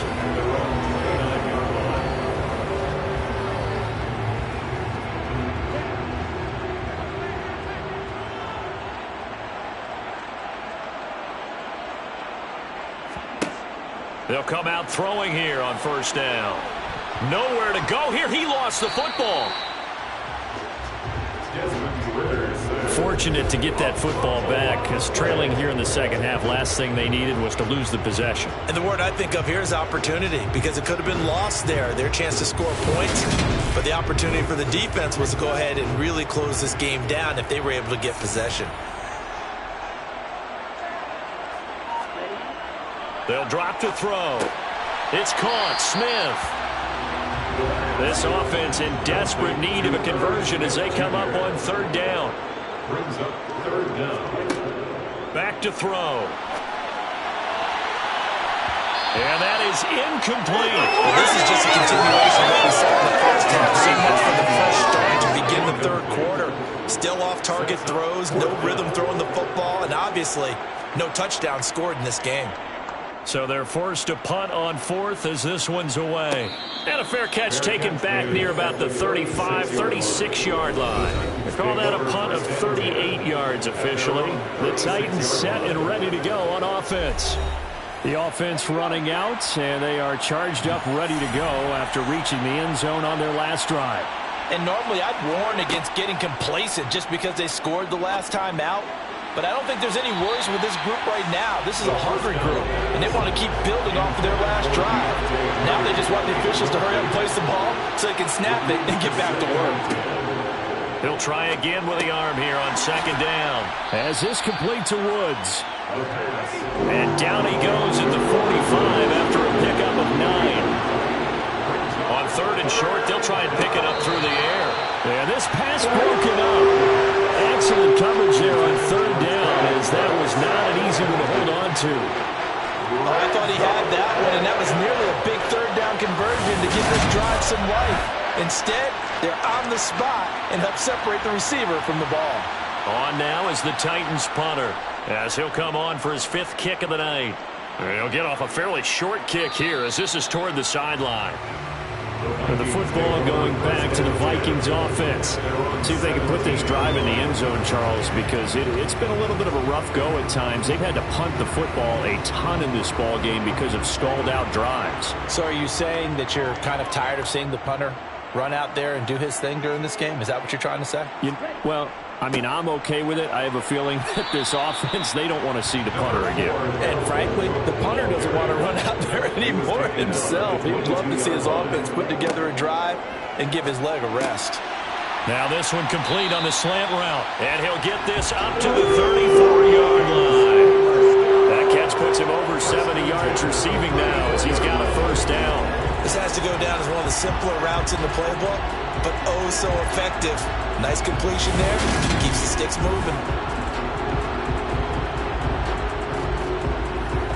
From the 34 now, here's 1st and 10.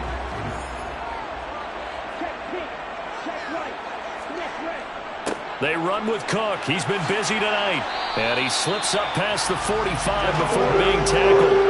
11 more on that one and another first down. He continues to have a big night here under the lights carrying the football. And some guys prefer night games for whatever reason. Their bodies react a certain way. They love the spotlight. Maybe that's what it is. The best seats in the house, the ones where he's carrying the football for his offensive teammates. The worst seats, the 11 guys trying to tackle him on defense. On first down, he'll drop to throw. Got an open man. It's Valdez-Scantling. And he is out of bounds, but not before he's inside the 30. 25 yards there on the catch and run. Now what we're seeing, this is much better from this offense because so far in this game, no touchdown to this point. And what's usually direct correlation? Very few explosive plays. That's been their issue. Not able to make that big shot downfield or break one off, but a nice game there for a first down. So operating from Tennessee territory now. Here's 1st and 10 as they're down to the 29-yard line. Oh, what a move. And he's able to work his way down inside the red zone to the 19-yard line. Another good gain. That's now 35 yards combined on those last 2 plays. He continues to be effective running the football, a big reason that they have the lead. And I love one of the quotes that I read about him where he said of himself, I love it when a team just hops on my back and I just carry them along. So here's a 1st and 10 now down inside the 20. Inside the red zone here. They'll look to throw. And he fires one incomplete. Glad to have you with us from Minneapolis. 3rd quarter here, 2nd and 10. They'll look to throw here. And this throw incomplete. Now the defender all over him that time, and it's going to lead to 3rd down. He'll drop to throw. Over the middle, complete. That's Cook. And able to get him down, but he does reach the 5. They're able to convert on third down, and that sets up a first and goal. And this is an offense in need of getting a few good things to happen. Here's one right here. They've got their share of struggles in key moments, but that's a nice throw and nice work after the throw. And they're set up now with a first and goal. First and goal, and they got to be thinking a chance to get right back into this football game. Now a give, running left is Nwangu. And he gets halfway there from the 6 to the 3 on a gain of 3. On play action, they'll throw toward the back corner of the end zone, but he could not get the feet down. This will wind up incomplete.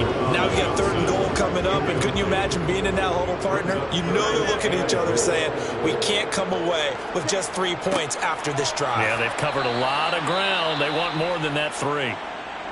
And now they'll stop play here, at least momentarily. A member of the Vikings in some discomfort after that last play. Boy, you hate to see this before the regular season even begins.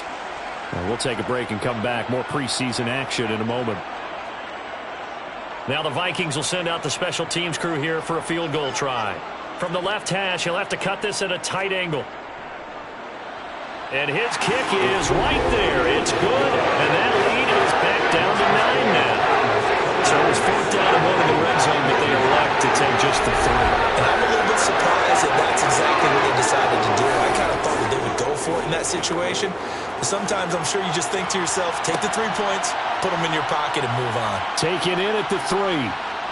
And he will be brought down here inside the 20. Good coverage as he's dropped at the 17. Here's the Titan offense now as they make their way back onto the field. Obviously not the intended goal last drive. They had to punt the football, but still they've got the lead here and now a chance to add on to that lead if they can get points on this drive. 1st and 10 upcoming. They'll come out throwing here to start the drive. And he'll get this underneath to Henry. And he'll get it up here this time to the 21.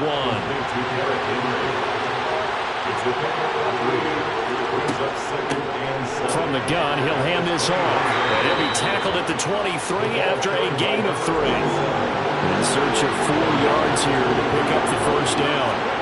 Out of the gun now on 3rd down. And the throw there going to be incomplete. Sometimes the game is pretty simple. Put a few extra defensive backs on the field, give them nowhere to throw the football, force the incompletion, and get off the field on 3rd down. And on 4th down, on is the punt team sending this one away. And a fair catch signaled for and taken successfully. So possession goes over here on the punt. And it will be Vikings ball, 1st and 10.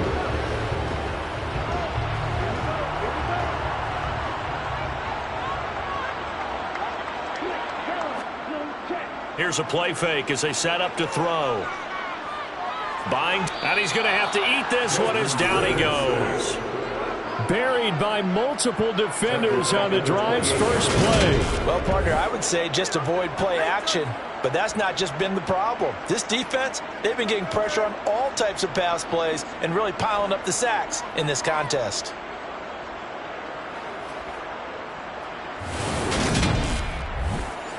Pass protection has been a problem all night long as they come up facing 2nd and a bundle.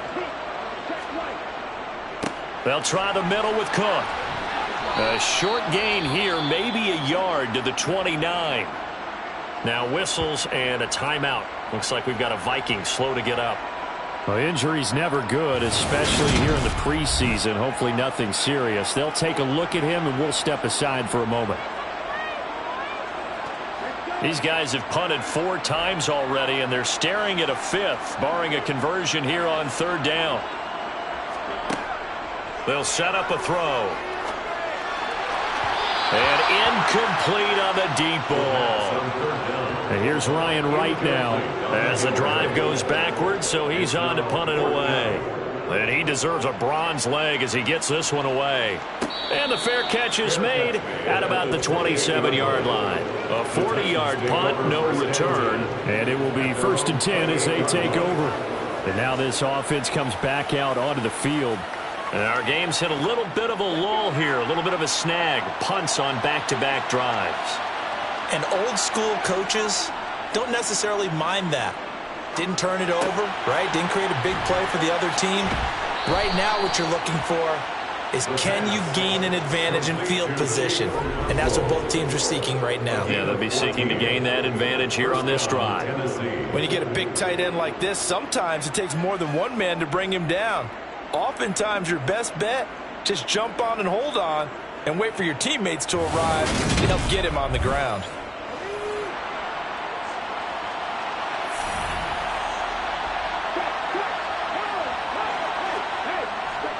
A give to Henry.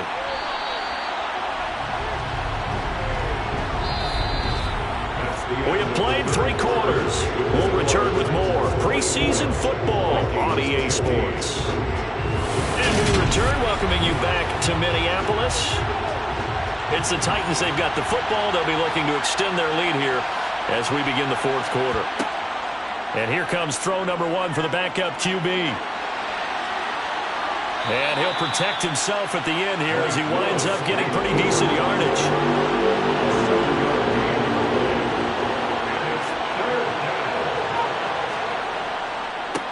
On 3rd down, they're going to run for it here.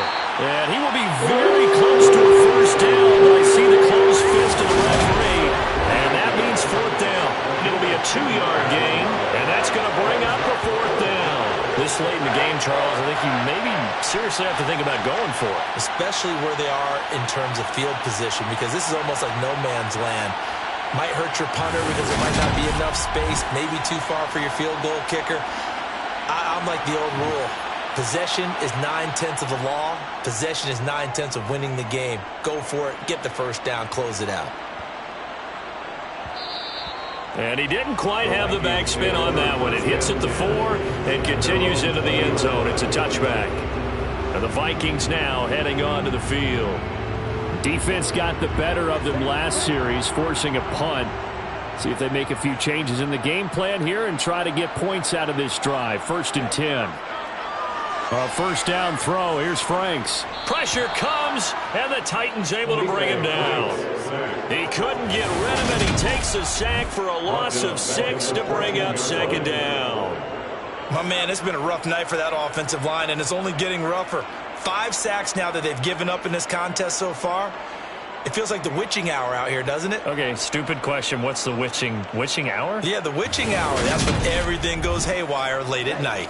Pass protection has been a problem all night long as they come up facing 2nd and a bundle. Now Franks. Oh, you saw that one coming. It's intercepted. Throwing back across his body. And the Titans are going to take possession of the football. So the ball changing hands on the interception. But meanwhile here, we do have an injury on the play. Well, you hate to see this before the regular season even begins. We'll take a break and come back. More preseason action in a moment.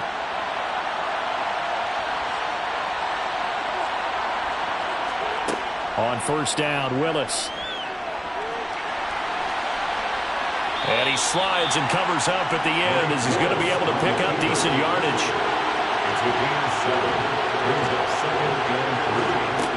Throwing again on 2nd down. Willis toward the right sideline, but it's incomplete. The offense on 3rd down tonight, they've had a lot of chances, but not much success, converting only 3 times. Here it's 3rd and 3, and he comes back with one complete. And he'll be tackled about 2 yards shy of the line to gain. A 1-yard pickup leads to 4th down. If this were baseball, we call this small ball. Instead of pushing it downfield, they throw a short pass trying to pick up the first down, but the defense rallies to the football and stops him short, bringing up a 4th down.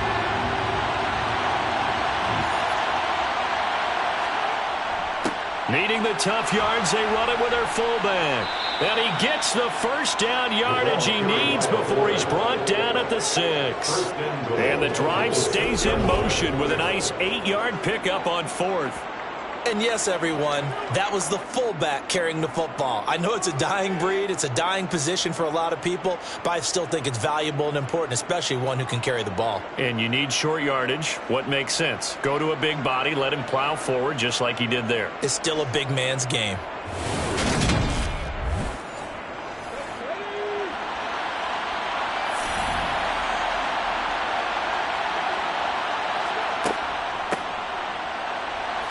And into the end zone for a Tennessee touchdown. A 6-yard touchdown run. And the Titans have extended their lead to 15 now here in the fourth. A 15-point game now. You make the extra point, and that means on the other side you need 2 touchdowns and 2 two-point conversions. That's a pretty tall order here in the fourth quarter. Agreed, because they really needed to come up with a stop there, and even if it was just to hold them to a field goal. Now they need to pull out the lucky horseshoe because they've got to get an onside kick, and we've seen that. Willis takes a hit and the ball is free. And the Vikings pick up the football. He's got daylight. He's at the 50. The two-point attempt is no good. Keeps the score Titans 30. Charles, I guess you have to give some credit to the fact that they rallied and made the tackle, didn't allow 2 points to go the other way there. Find that silver lining, because what happened prior to that was not positive. Go for 2, fumble the football, give up a return, but you're exactly right. They did hustle and prevented a score going against them. There's the Titan kick team as they run up and send this one away. Here comes Harris out of the end zone. And they'll get him down right around the 25, actually the 26 officially, so a net gain of 1 there. Now the Vikings offense works their way back onto the field. They trail by 2 scores in the fourth, and their defense did its job getting the fumble recovery. And time to see what this offense has left in the tank. And that throw behind his man. He missed him. Incomplete. Once again, they'll come up on the 26-yard line, 2nd and 10. Frank's looking to throw. Got a man, and he hits him in stride. And he's taken down, but able to slip across the 35. 10 yards, and it's good for a Viking first down. Good yardage on the completion there. And when they look at the scoreboard, they do understand a field goal is not going to do them any good. My guess, they're going to press the ball downfield as far as possible, try and throw it into the end zone and get a score, because they know they've got to get that done and get the ball back as quickly as possible. Throwing on first down, but this one winds up to be incomplete. Frank's now on 2nd down. And that'll be off the mark, too far out in front, and it's incomplete. Now they face a 3rd and 10 after back-to-back incompletions. Franks. 10 yards to go. And the Titan defense steps up here, and down he goes. Multiple defenders get to him there, and that is the 6th time he's been sacked in this ball game. Well, collectively as a defense, Charles, I think if you get 4 sacks a game, you're feeling really good. Now they have 6 as a unit. And that type of a number is just staggering, because there's so many ways to try and counteract it. But in this case, they've got no answers for this unrelenting pressure coming at their quarterback. And the punt team on now as this one's sent away. Fair catch signaled for and taken just shy of the 30-yard line. It'll be a 39-yard punt, no return. And they will take over 1st and 10. The Titans offense now, they work their way back onto the field. They've got a chance now to put this game away following that last defensive stop and punt. He finds his man, complete. It's French. And this will leave him a yard short. Nice pickup of 9 yards on first down. Looking to throw again on 2nd down. Willis. Today's NFL, these big guys are featured receivers. They move all over the place to try and find good matchups, and they had one. They were just unable to complete the pass. On 3rd down, they're going to run for it here. And this is going to be a Titans first down as he's got this up to the 45-yard line. Now, I'm guessing you'd say this is kind of the key here. Grind out some yardage, work on that clock, see if you can continue to tick it down. Definitely, you want to bleed things out at this point, right? Continue to possess the football, gain some yardage, and put the onus on the defense. Do they have to use timeouts? What are they going to do to stop you? You're taking charge.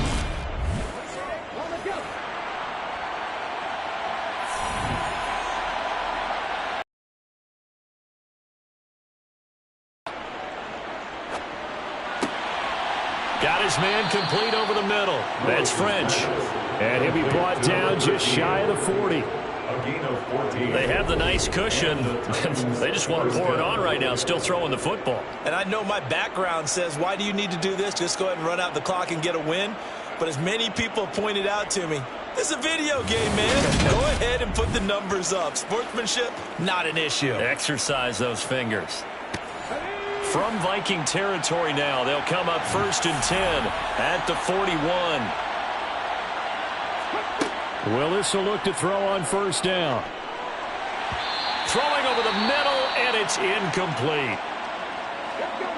After the incomplete pass, here now is 2nd and 10. 2nd down, Willis looks to throw here. The quick throw knocked away. It's incomplete.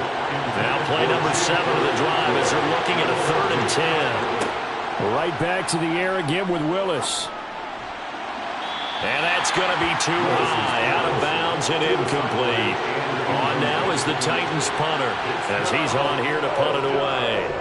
And here's a very low-line drive, almost whiffed on it. And this is going to be ruled out, I think, just inside the 20. Yes, it will. Side judge calls it at the 19-yard line. Now the Vikings offense gets set to take over here.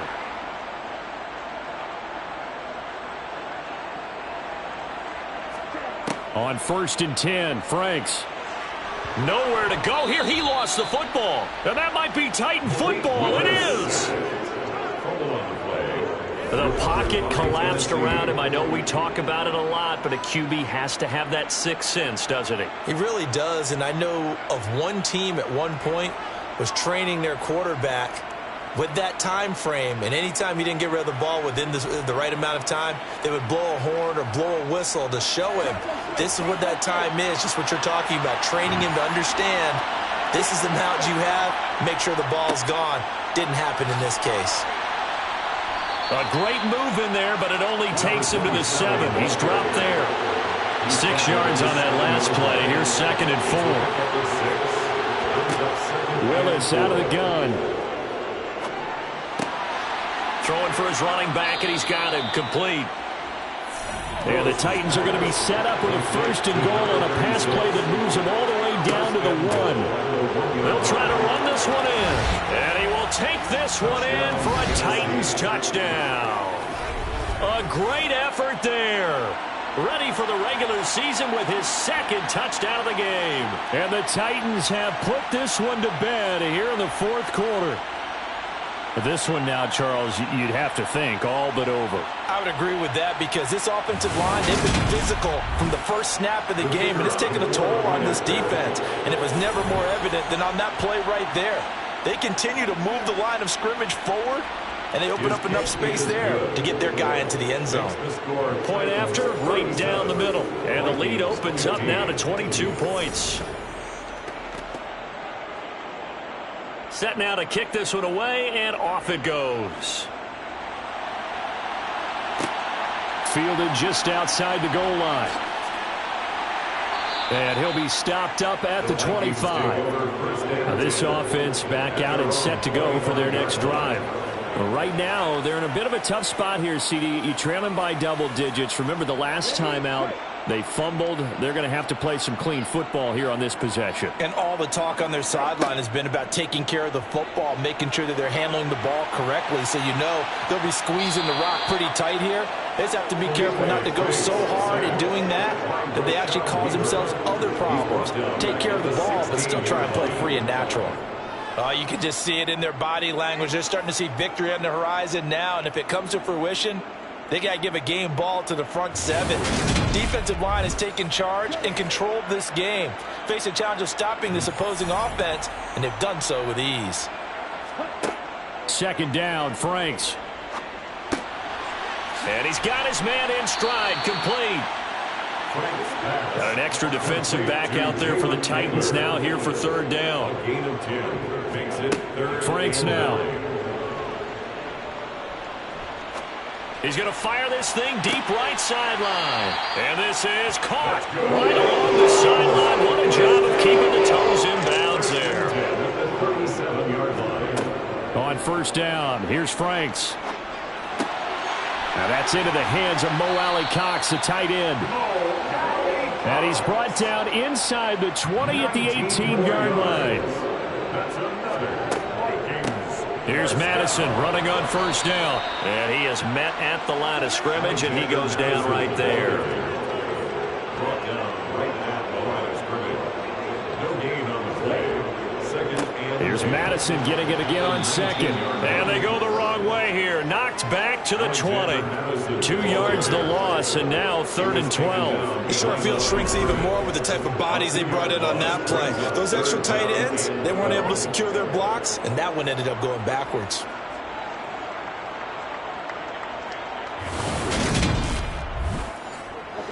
Seventh play of this drive coming up, but a long way to go on 3rd down.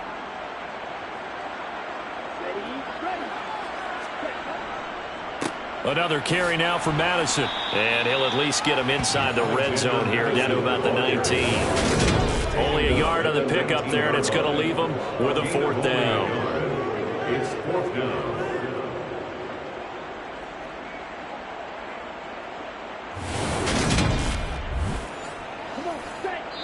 Just 2 minutes remaining here in the 4th quarter of what has been a one-sided affair.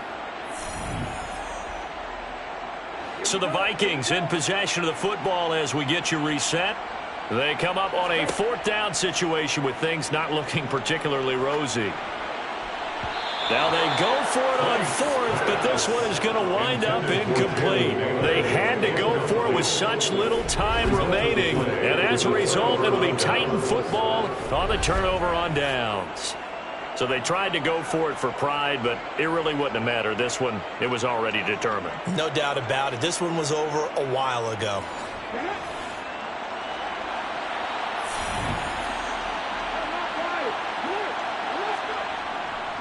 They'll start this drive out on the ground. This will be a short gain of 3 before he's brought down at the 22. He was taken down at the 22-yard line. A 3-yard pickup. Brings up 2nd and 7. They'll try and run some clock here as they keep it on the ground. And he'll be upended here after a pickup of 3, getting it out to the 25. A 3-yard gain on the play. Brings up 3rd down. From the gun, they'll try to run it. And he gets it to the 32. Good enough for a 1st down. An effective 7-yard 3rd down conversion. On 3rd down, that's a good job of situational football and understanding where the 1st down marker was and getting there. From the 32 now, here's 1st and 10.